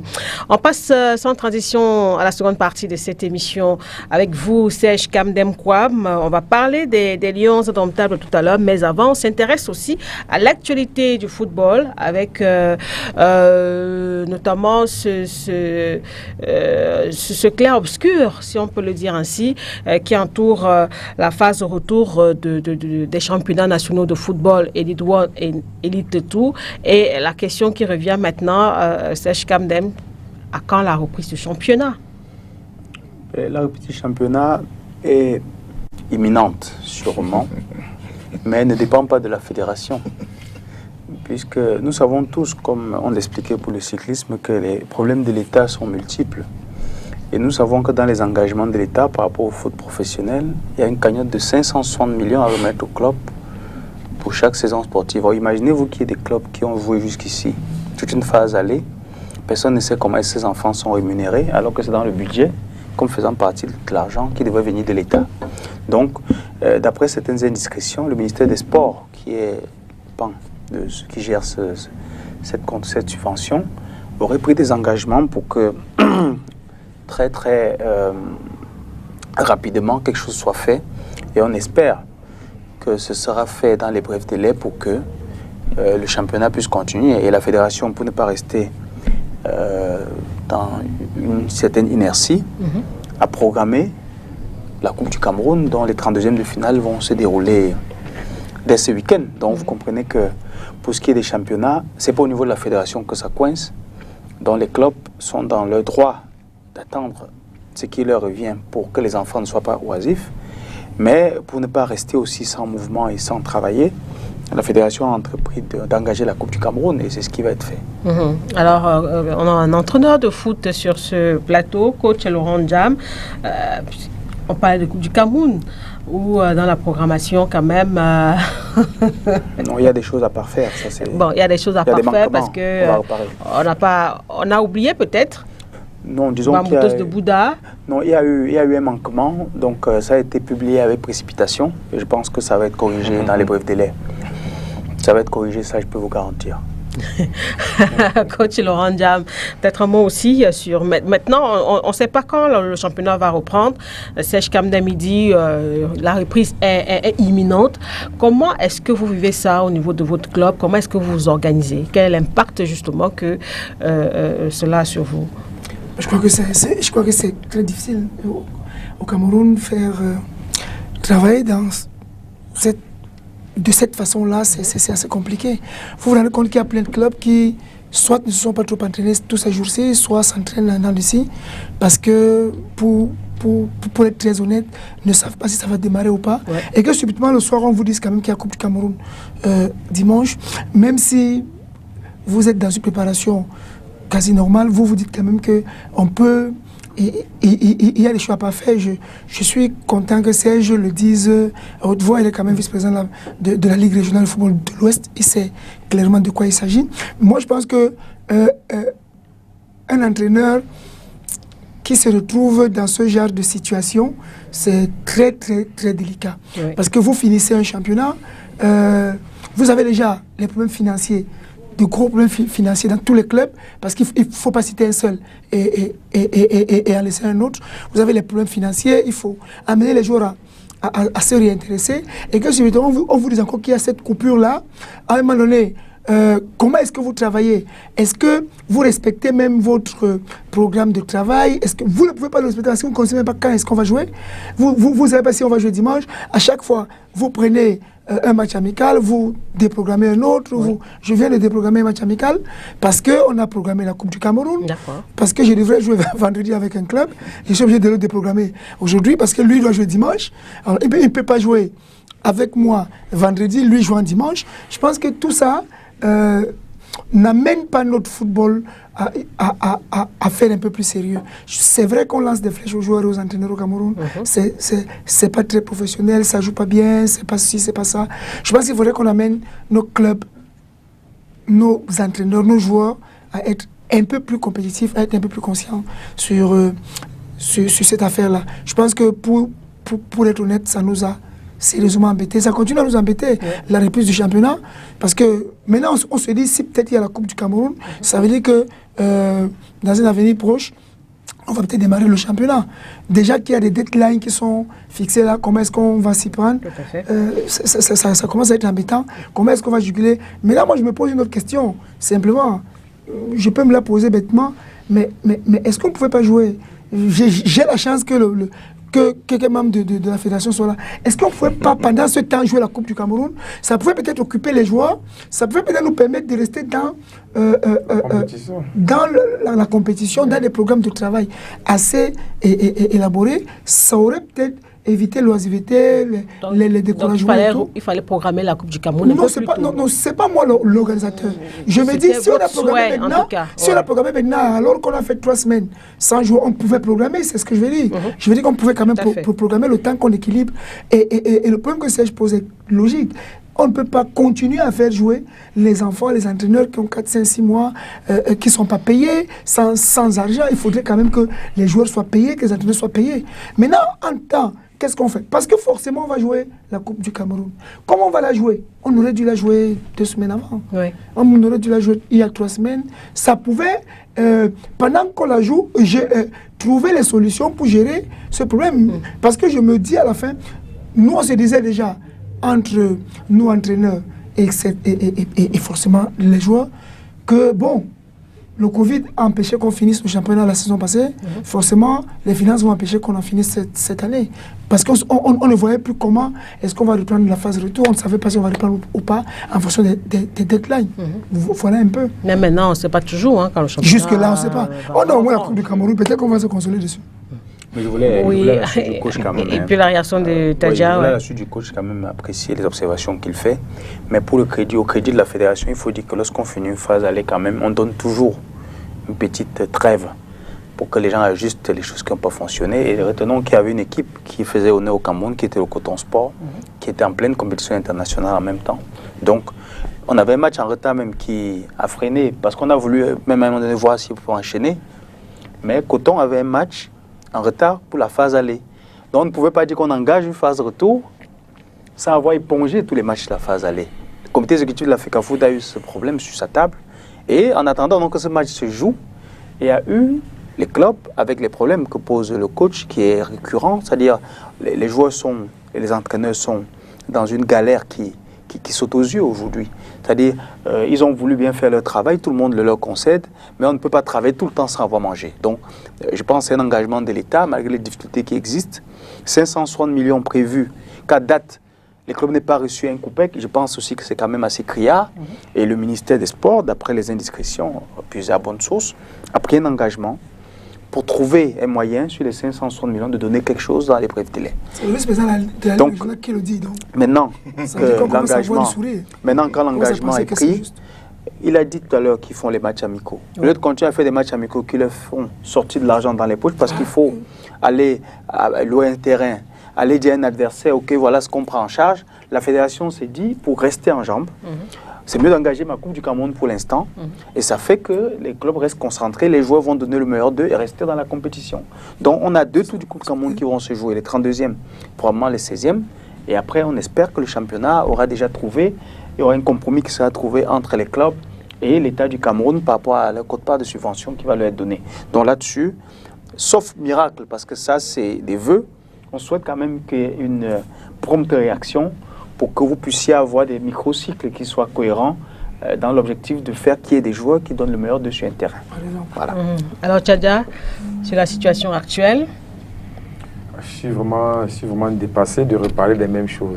Ça fait peut-être 5 ans que je n'ai pas parlé dans les médias. Vous revenez... Je reviens le même problème, donc je constate que je ne suis pas déphasé. Je croyais que je devais être déphasé par rapport à l'actualité, mais ça m'étonne qu'on repose les mêmes problèmes. Soyez un peu sérieux. Les responsabilités sont partagées. Premièrement, l'accompagnement était pour une période. OK? Cette période est dépassée, les clubs n'ont pas suivi. Donc voilà le problème principal. Cette période, les clubs n'ont pas suivi après. Pourquoi est-ce que les clubs n'ont pas suivi? Parce que les organisateurs n'ont pas accompagné les clubs. Parce que c'est un processus, on avait dit qu'on était sur un processus de professionnalisation. Ce processus n'est jamais arrivé à 10%. Donc, vous croyez que éternellement on va donner l'argent au club? Ça devient un problème. Même un enfant, lorsqu'il apprend à marcher, après on le lâche. Mais pour le lâcher, il faut l'apprendre à marcher. Est-ce que dans les organisateurs, que ce soit la LFPC à l'époque, que ce soit la fédération, ont accompagné assez les clubs pour pouvoir les lâcher et de s'auto-gérer? Tu as oublié un des organisateurs, L'État du Cameroun. Non, l'État c'est tout le monde. Ah non, non, non. Pour dire que dans la tripartite là, c'est-à-dire pour organiser le foot professionnel, la FIFA en 2009 a associé toutes ses composantes. Je suis entièrement d'accord. Voilà, donc je veux dire, il ne faut pas oublier parce que c'est un accompagnateur primordial. Je suis d'accord, mais c'est pour cela que l'État a dit je vous accompagne à hauteur de 560 millions pour une période. Non, c'est l'État qui continue maintenant. Je suis d'accord, mais on est en 2009. Pourquoi il continue? Nous sommes en 2021. C'est pour ça que je dis que je ne suis pas déphasé de l'actualité, Serge. Je croyais être déphasé. Pour le déphasage, si tu permets, ne dis pas que je t'interromps. Pour le déphasage, tu ne l'es pas. Voilà. Mais je voulais dire que pour les parties importantes dans le processus de professionnalisation qui sont impliquées, l'État est le premier. Je suis entièrement d'accord. Je voulais dire de ne pas, dans ton discours, les mettre de côté. Non, je n'ai pas mis l'État de côté. Je suis en train de dire que les responsabilités sont partagées. Voilà. OK. Au moment où nous sommes d'accord que les responsabilités sont partagées, chaque partie devrait mettre les petits plats dans les gants pour pouvoir passer à un autre niveau. Bon, premièrement, je dis les clubs. Laissons l'État. On sait peut-être même l'État, par moment, a des faiblesses dans beaucoup d'autres choses que le football. Mais on sait comment on fait pour vivre au Cameroun, malgré que l'État a des difficultés dans beaucoup de secteurs. Nous, les clubs, quelle organisation avons-nous mis pour pouvoir dépasser ce manquement de l'État? On va jouer la Coupe du Cameroun. C'est toujours les mois d'ailleurs qu'on en aura. Ça va y changer. Si, ça c'est... On va jouer la Coupe du Cameroun. Non, Serge, permettez-moi, Serge. Je ne vous ai pas interrompu, Serge. Je vous connais très galant. Je ne t'interromps pas, non, j'ajoute de l'eau. Voilà, okay. Donc, la Coupe du Cameroun, ce qui est sûr, la Coupe du Cameroun va prendre au moins 3 ou 4 tours avant qu'on ne joue le prochain match. Et ces 3 ou 4 tours, ça fait un mois de salaire qui ne sera pas payé. Comment on va faire? Je ne comprends pas ton raisonnement. Mais puisque les joueurs réclament des salaires impayés. Quand ils jouent la Coupe du Cameroun, ils sont en activité. Ils doivent toujours avoir le salaire. Puis ce n'est pas le championnat qui joue. Parce que vous avez dit que l'État doit payer les salaires parce qu'ils jouent au championnat professionnel. Bon, maintenant quand ils vont jouer la Coupe du Cameroun, c'est tout des charges. Puis c'est les présidents de clubs qui n'ont pas d'argent. L'organisation d'un match à domicile, sous ton contrôle, c'est au moins 800 000 francs à domicile. L'organisation d'un match à domicile. Et la Coupe du Cameroun, c'est juste les terrains neutres. On va prendre 800 000 où? Quand ils disent qu'ils n'ont pas de club, ils n'ont pas d'argent, ils vont jouer dimanche. Le club lambda va prendre 800 000 pour aller jouer la Coupe du Cameroun dimanche. Le problème n'est pas résolu. Ce n'est pas en programmant la Coupe du Cameroun qu'on va résoudre un problème. S'il y a un problème, arrêtons-nous. Établissons les responsabilités, on s'arrête.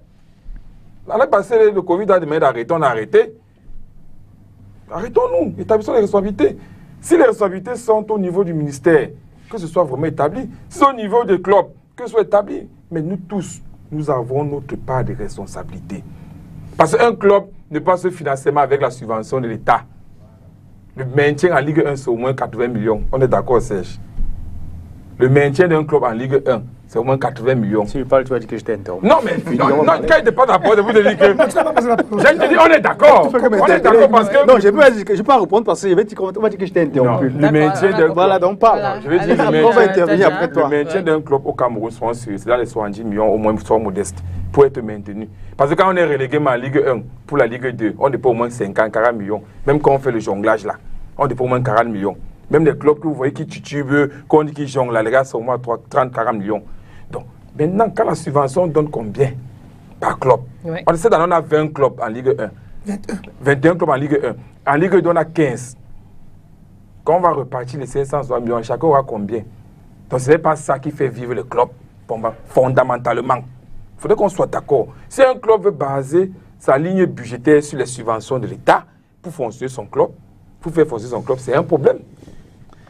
C'est un problème. Donc, non, tu vas bourrir, mais c'est un problème. Donc, revenons, soyons un peu plus sérieux, réorganisons nos clubs, associons l'État, que l'État puisse donner de l'expertise pour réorganiser nos clubs, et qu'à un moment, le club qui ne peut pas, on frappe. Parce que c'est l'impunité qui nous conduit à ce niveau. Un club n'a pas le budget, on le laisse. Un club ne peut pas, et on le laisse. Parce qu'il y a des accointances, il y a des ceci. Non, il m'avait voté en 2008, il va me voter en 2020, il va me voter en 2050. Il y a d'autres facteurs qui influencent. Qui influencent le maintien d'un club. Parce qu'on connaît tous des clubs qui ne peuvent pas faire la Ligue 1. On connaît. On n'a pas besoin de faire un sondage particulier. On connaît que celui-ci, il doit être en Ligue 2. Il doit être même en région, mais il est là. Il vous dit, des présidents vous disent, je ne paye pas un salaire, vous allez faire quoi?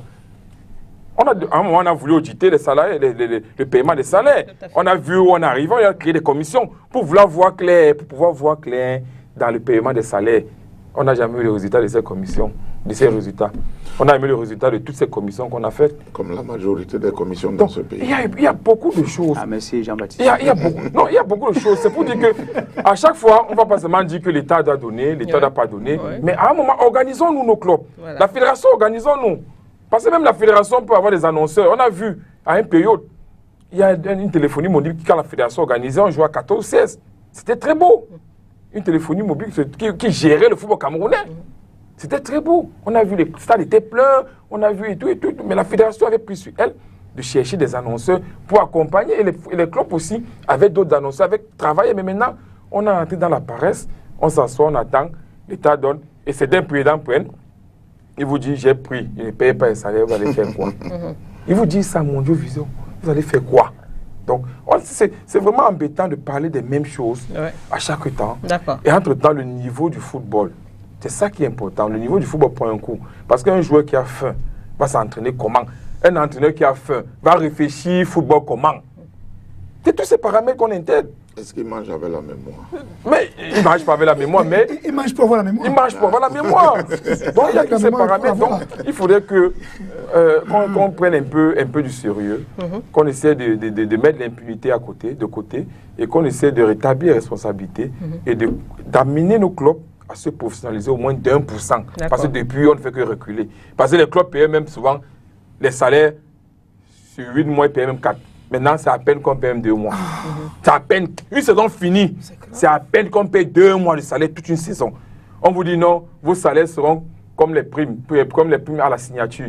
Vous devez toucher 50 000, on va vous donner peut-être 400 000. Les 400 000 représentent la prime à la signature. Non, c'est comme le gouvernement a dit là, ça vous engage. Moi, je vais vous donner 30 000. Non, si vous gagnez, donc il y a des méthodes. Rien n'est normalisé. Le footballeur, c'est parce qu'il a manque au parti ou bien il se dit je me projette, je souffre à l'instant pour devenir Samuel Eto'o demain, pour devenir n'importe quoi. Alors, dans le contexte actuel, Jean-Baptiste Biaye, vous qui avez évidemment un coup d'œil aussi sur l'actualité des autres disciplines, Tadja Femba disait il faut s'arrêter. Est-ce que vous êtes d'accord avec ça? Oui, en partie. Dans toute œuvre humaine que nous faisons, il faut toujours pouvoir s'arrêter pour évaluer. Et pour évaluer et voir quelles sont les perspectives. Donc le fait de s'arrêter ne signifie pas aucunement qu'on abdique, mais cela signifie qu'on se prépare à mieux sauter si jamais on était sur un sautoir. Donc moi je pense que la question de notre football qui balbutie de temps en temps doit dire réflexion à un très haut niveau. C'est pas des questions à prendre parce que cela pose fondamentalement le problème du professionnalisme dans ce pays. Vous savez qu'à une époque, quand on nous disait que notre football était devenu professionnel, le professionnalisme s'accompagne avec un certain nombre de choses. Comment peut-on encore entendre dans un football professionnel que les joueurs ne gagnent pas de l'argent, qu'ils ne sont pas affiliés à la CNPS, qu'ils vivent à la petite semaine, ainsi de suite. Donc voilà autant de choses qu'il faudrait mettre en place. J'ai la faiblesse de le penser pour qu'on arrive à un professionnalisme tant espéré. Je n'ai pas assez de commentaires là-dessus. Mais je pense que ce qui est également fait en ce moment est favorable à ce genre d'initiative de la part de la fédération certainement, mais aussi des pouvoirs publics. Parce que tout le monde peut dire qu'on veut le professionnalisme, mais comment on y arrive, je crois que la difficulté c'est simplement à ce niveau-là. Et je pense que il faudrait davantage mettre toutes les stratégies en branle de manière à ce que ce football-là puisse, je crois, mieux se porter que par le passé. Voilà. Alors, coach, avant que Serge n'intervienne, on sait par exemple que le Cameroun, hein, comme les autres pays, le Cameroun a jusqu'au 30 juin notamment pour présenter à la Confédération africaine de football, la CAF, ses représentants en Coupe africaine. À la lui, on regarde un peu, on voit à la lui où évoluent les choses. Est-ce que vous pensez que c'est un délai qu'on pourra respecter? Non, techniquement, il faut avoir l'intention de reconnaître que ce n'est pas possible.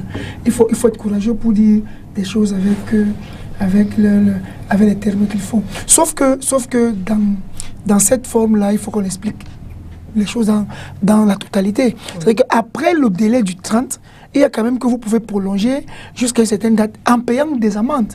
Donc, je suis sûr que tel que nous allons là, le Cameroun sera dans la voie du prolongement avec paiement d'amende pour qu'on puisse au moins rester dans le cadre de ces qualifications. Sinon, on jouera pour rien ou alors on jouera pour que ceux de l'année passée repartent ou les premiers de maintenant, ainsi de suite. Moi, je pense que l'Africa Foot est assez aguerri pour travailler dans ce sens-là. Moi, je reste persuadé que ce n'est pas la première fois qu'on se qualifie après les délais. Ce n'est pas la première fois que le Cameroun se qualifie après les délais. Vous dites que Edjing n'a pas participé à une compétition. C'est autant de choses. C'est pour ça que je dis que ce n'est pas la première fois qu'on s'est qualifié après les délais et qu'on a quand même pu jouer la compétition. Donc, le plus important, c'est qu'on puisse boucler. Moi, je reste convaincu que je repose une autre problématique. On va jouer la coupe, oui, c'est même déjà bien. Ça permet au moins à ce niveau-là que les joueurs soient compétitifs, que les entraîneurs commencent à réfléchir. Femba disait tout à l'heure qu'en y réfléchissant à votre famille, est-ce qu'on va y arriver? Peut-être qu'on réfléchira mal, peut-être que les joueurs joueront mal et ça continue à enfoncer notre football qui pense qu'il faudrait qu'on ait quand même de quoi. Je vous dis que depuis le foot devient de plus en plus enfoncé parce que de plus en plus les joueurs ont faim, il faut le dire à haute voix. Les entraîneurs ont faim, il faut le dire à haute voix. Maintenant, est-ce que la Coupe vient résoudre totalement les problèmes? Peut-être. Peut-être que ça déclenche un processus ou un mouvement qui peut permettre à ce que les clubs se mobilisent. Parce que je vais faire un coup de gueule tout à l'heure sur autre chose. Peut-être que ça va dépendre que ça va permettre au club de se mobiliser. Mais maintenant, je prends une autre forme. Le club qui est éliminé dimanche, qui va encore attendre, le club de Ligue 1, qui est éliminé dimanche, qui ne sait pas quand la phase de tour, jusque-là, reprend. Serge a dit des choses très justes tout à l'heure. C'est-à-dire qu'il y avait des matchs de la phase à liquider. Oui. Et ça, c'était très important parce qu'on ne pouvait pas reprendre la phase de retour. Aucun club ne pouvait accepter de reprendre la phase de retour quand on n'a pas liquidé les matchs de la phase année pour avoir exactement son rang, pour savoir comment se préparer à la phase de retour. Ça, il faut le mettre à son crédit. Mais en même temps, je pense aussi que plus on communique, mieux ça vaut pour permettre à ce que les clubs se préparent. Un club qui a fini dimanche, qui veut reprendre jeudi, c'est quand même qu'il y a un match en retard qui compte. Quand on programme mercredi, c'est dit, ah d'accord, si on programme ce match mardi ou mercredi, c'est parce qu'on pense qu'on peut jouer dimanche. Et quand on le renvoie, parce que quand on va jouer en coupe, ça c'est déjà une bonne chose. Quand on le reprogramme, ça veut dire que directement, dans nos micro-cycles ou dans notre méso-cycle qu'on a engagé, qui n'a peut-être pas donné, dès qu'on a reprogrammé ce match, tu reprends l'entraînement différemment en te disant que directement, peut-être qu'on va le reprogrammer. On ne le reprogramme pas. Tu vas jouer la coupe si tu te fais éliminer dimanche. Ouais. Tu n'es pas sûr que le dimanche qui suit, ça va reprendre. Par contre, si on communique en nous disant que, OK, pendant qu'on joue la coupe, on va quand même jouer le championnat dans 10 jours ou dans un avenir proche. Ouais. Les clubs ont commencé à accélérer en fonction de l'interview du président Alim Konaté qui était à la finale régionale du football jeune, qui a dit que le championnat reprendra dans un avenir imminemment, est imminent. Alors quand tu entends être très imminent, tu te dis, bon, très imminent, c'est forcément... Mais c'est pas un intervalle fermé. Imminent, c'est... C'est pas ce que je dis. Imminent permet quand même que tu changes. Oui. Imminent permet quand même que tu reprennes l'entraînement. Pour ceux qui n'ont pas repris du tout. Imminent permet quand même que tu reprennes l'entraînement. Même si tu ne sais pas techniquement... Même si l'idéal aurait été une date. Parce qu'avec la date, ça permet de savoir travailler. Mais Lydie, il faut avoir... courage de le dire. Notre foot est en train de plonger. Les joueurs ont faim, les entraîneurs ont faim. C'est très difficile. Si on vous dit, si vous parcourez les clubs du championnat camerounais, tous tous ou presque sont dans les mêmes problèmes, les mêmes difficultés financières. Comment est-ce que ça va s'organiser ou s'arranger? Je ne suis pas administrateur. Femba est allé dans cette voie-là, je suis entraîneur. Je veux que ça s'arrange. Comment? Peut-être que si on rentre dans dans la corporation des entraîneurs, nous demander comment on pense qu'il faut que ça s'arrange, on donnera des idées. Mais nous avons des administrateurs qui nous présentent comment il faut que ça s'arrange. Nous avons besoin que ça s'arrange pour que nous soyons mieux lotis et que nous présentons un championnat un peu plus au-dessus de ce que nous avons maintenant, mieux que ce qu'on pense, parce que les joueurs ont faim, les entraîneurs ont faim, c'est assez difficile. Alors, Serge Kamdem, sur la question, oui, puis on va parler d'autres choses. J'aimerais que tu me donnes du temps pour expliquer certaines choses. La fin de l'émission est aussi imminente. Je suis d'accord, mais il est important, comme il a dit, que les gens comprennent. Tout à l'heure, quand on évoquait le retard pris pour démarrer la phase retour, vous voyez que le match en retard qu'on a eu est venu d'une explication logique par rapport au retard logique qu'on a eu. Mais il faut retenir une chose aussi, on avait Coton Sport, comme j'ai dit tantôt, qui est en compétition internationale, et avec la situation de la Covid, les déplacements ne sont pas aisés même pour les matchs de coton. C'est-à-dire, on a voulu faire comme on voit à la télévision, où une équipe qui a un match de Champions League ou de Coupe internationale, un match international peut jouer le mercredi et jouer le match championnat le dimanche. On a vu que c'était impossible. C'est-à-dire, le voyage entre Garoua, c'est-à-dire entre le nord et le sud, se faisait dans des conditions difficiles, alors qu'on pensait avoir fait une programmation qui pouvait se tenir. C'est difficile par rapport aux moyens ou par rapport à la méthode de compétition, parce qu'on l'a souvent fait avant. Non, mais Coton vous montrait qu'il ne pouvait pas. Ah, d'accord. Là, vous posez le Non, j'ai dit Coton montrait qu'il ne peut pas. D'accord. Le match est même programmé. Parce qu'avant, ils écrivent à la fédération pour montrer des problèmes liés, par exemple, au vol, à la programmation des vols. D'accord. Et vous voyez la CAF qui vous dit, vous jouez dimanche aujourd'hui, si vous jouez le dimanche prochain dans un autre pays.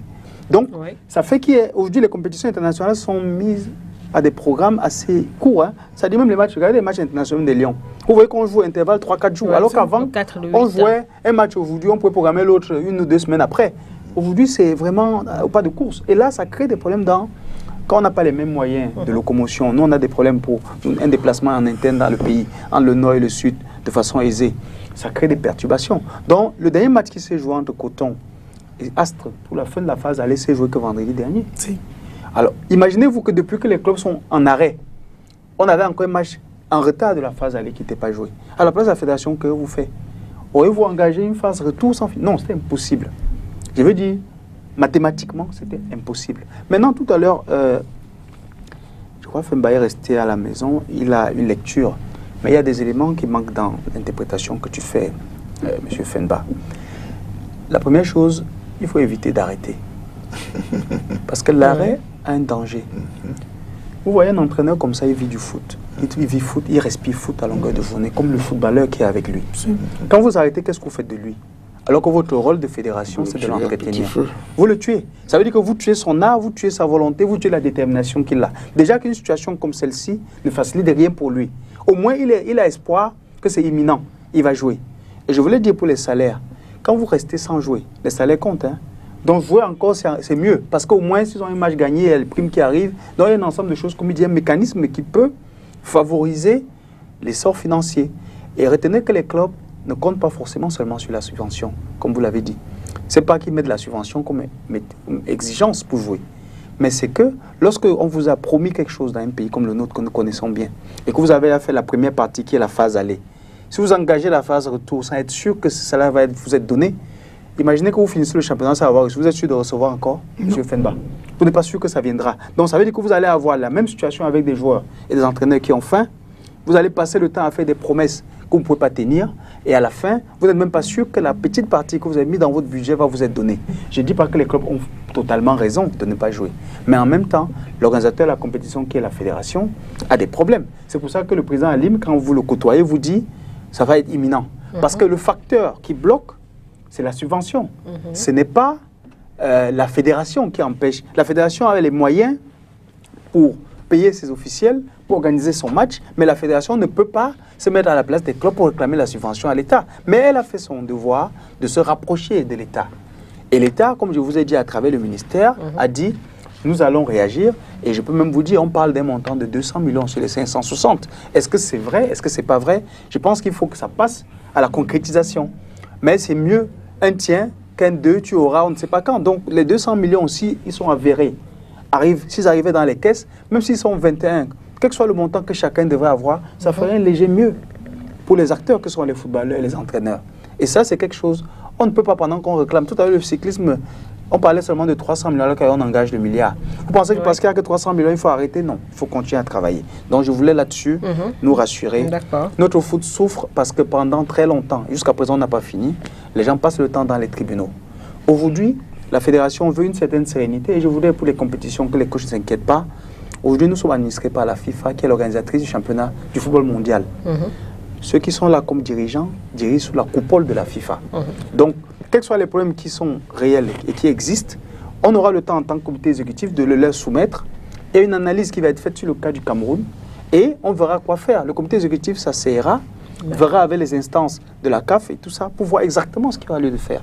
Donc pour nous, il est question simplement de faire tout pour que le foot puisse se jouer. Et d'ailleurs, même l'État du Cameroun voulait que le championnat s'achève en juin. Ce n'est pas seulement une volonté de la fédération. Non, c'était tout le monde qui voulait que ça s'achève en juin. Mais quand nous regardons mathématiquement, on a pris un grand retard pour commencer.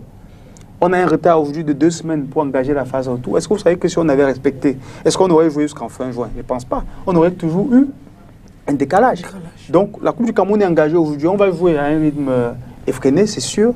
Mais la chance qu'on a, c'est que les compétitions ne vont pas démarrer forcément en fin juin, directement. C'est-à-dire qu'elles vont démarrer aussi avec un léger retard et on espère qu'on va réussir à rattraper pour... Moi, je vais finir Lydie pour faire un petit mot de gueule. Oui, je sais qu'on est à la fin de l'émission. Moi, je pense qu'on ne peut pas avoir vu le cyclisme tout à l'heure avec 30 000 spectateurs et qu'on pense qu'au football, on ne devrait pas avoir les spectateurs dans les stades. Que la fédération et où le gouvernement... ça se joue à huis clos. Et où le gouvernement permette quand même que les clubs... Parce que c'est un pan de voile que Serge n'a peut-être pas voulu soulever. Parce que si vous avez quand même des clubs qui peuvent avoir 10% de spectateurs au stade, ça peut permettre rapidement que ces joueurs, qu'on paye ne serait-ce que le transport. Moi, c'est une interpellation que je fais à la fois à la Fédération camerounaise de foot et à la fois au gouvernement. Que si on a pu permettre à ce qu'il y ait un certain nombre de personnes, j'étais au Chan, j'ai vu le cyclisme ce matin, j'étais serré, j'avais chaud alors qu'il a plu le matin, c'était intéressant. Ce sont les populations qui sortent d'elles-mêmes pour regarder. Que cette population-là, à 10%, vienne quand même encourager les footballeurs au stade. Ça permettrait que ces recettes de stade, bon, ce n'est pas la fin de recettes de stade d'une manière ou d'une autre. On utilise des tons peut-être pour le dire, mais on estime que en permettant à ce que le public, à 10%, à 20%, à 25%, vienne quand même vivre le spectacle, encouragerait ces joueurs-là, motiverait ces joueurs-là. Peut-être que ça permettrait même à certains joueurs d'éviter cette difficulté, cette pauvreté totale. Parce que on connaît comment ça fonctionne dans notre championnat au Cameroun avec ce genre de choses. Donc il serait important que la fédération y pense. Messieurs, l'émission est... Rapidement, Serge, rapidement. Il faut comprendre que la Covid a fait arrêter les compétitions l'année dernière. C'est une pandémie mondiale. Et le Cameroun n'est pas dans un vase clos. Ça, nous fonctionnons dans un monde et les réalités nous rattrapent. La santé, votre santé est prioritaire pour nous que le jeu. Maintenant, quand l'État, à travers l'OMS et le ministère de la Santé dit attention, huis clos, vraiment, on a beau aimer le football, mais on est obligé. Non, s'il vous plaît, entre le chat, non, s'il vous plaît. S'il vous plaît, monsieur. Mais Serge, on va au marché. On va marcher le chat. S'il vous plaît. On va au marché. S'il vous plaît. On a vu le cyclisme ce matin. N'engageons pas le débat comme des personnes passives. Non, ça on comprend. J'étais en train de dire. Ça on le sait. Pendant le chat, il y avait des informations qui permettaient qu'on fonctionne avec des écarts. Aujourd'hui, il y a un léger mieux par rapport à la Covid. Donc on espère, comme vous dites, coach, c'est le vœu. Voilà, la fédération travaille là-dessus avec l'accompagnement des pouvoirs publics. Mais c'est d'aller dans mon sens. Non, mais on va dans votre sens. C'est pour vous dire que c'est un problème de baromètre. C'est pas un problème de décision seulement. C'est-à-dire on prend des informations précises. La santé reste prioritaire. C'est la priorité. Voilà, on vous a compris, Serge Kabdem. Sachez que même pour les organisateurs, c'est pas aisé de faire une compétition sans les spectateurs. Ça, il faut qu'on vous le dise. D'accord, merci. On est en fin d'émission. Jean-Baptiste Biaye, merci d'être venu ce soir. C'est moi qui vous remercie de l'intérêt que vous portez aux activités de la Fédération camerounaise de cyclisme et à l'organisation du Tour cycliste international. Je me ferai le devoir de rendre compte à qui de droit. Merci beaucoup de l'invitation que vous avez voulu me faire. Merci. Tadja Fumba, merci d'être venu. On espère vous avoir. dans nos prochaines, éditions. Je vous remercie, c'est moi qui vous remercie de m'avoir sorti de mon trou et d'avoir rencontré des personnes très aimables. Donc c'était un plateau vraiment magnifique. Merci bien. Et c'était vraiment enrichissant. On espère que la prochaine fois, on va s'améliorer pour... Bien évidemment. Et on aura l'occasion de revenir sur cette double confrontation du Cameroun contre le Nigeria le 4 et le 8 juin prochain, en amical évidemment du côté de l'Autriche. On va en parler la semaine prochaine. Serge Kamdempoa, merci beaucoup. Je te remercie, mais pour la rencontre, les gens racontent trop de mauvaises choses. Hein. C'est pas fondé. Comment ça, les mauvaises choses les gens disent par exemple dans les chaumières que la fédération n'a peut-être pas payé certains droits qu'il devrait payer à la télévision d'État. C'est pas vrai parce que dans les conventions qui ont été signées à la CRTV, pour ne pas les nommer ici, et la fédération, les matchs des Lions notables ne sont pas inclus. Et la fédération fait son devoir de chercher les matchs, les produire et laisser le signal à qui que ce soit. Même la STV, si elle a les moyens, peut payer les droits satellités et les diffuser. Donc voilà, il faut que les gens le sachent. Voilà pour l'info coach. Laurent Diam, merci d'être venu débattre avec nous ce soir. Merci Lydie. Je vais dire à tous les Mangwa Boys de continuer à se mobiliser derrière leur équipe. Ouais. Il y a déjà beaucoup de choses qui sont en train d'être faites. Je félicite tous les supporters de Bamboutos qui se mobilisent. On n'a pas été programmé pour...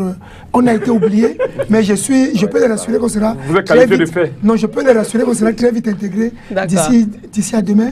Et qu'ils se mobilisent tous derrière leur équipe. Qu'ils soient un. S'ils sont un, je suis sûr que ce sera peut-être une année importante. Voilà, merci à toute l'équipe technique, Adonis Yamen, Zipierre, Emmanuel Chibui.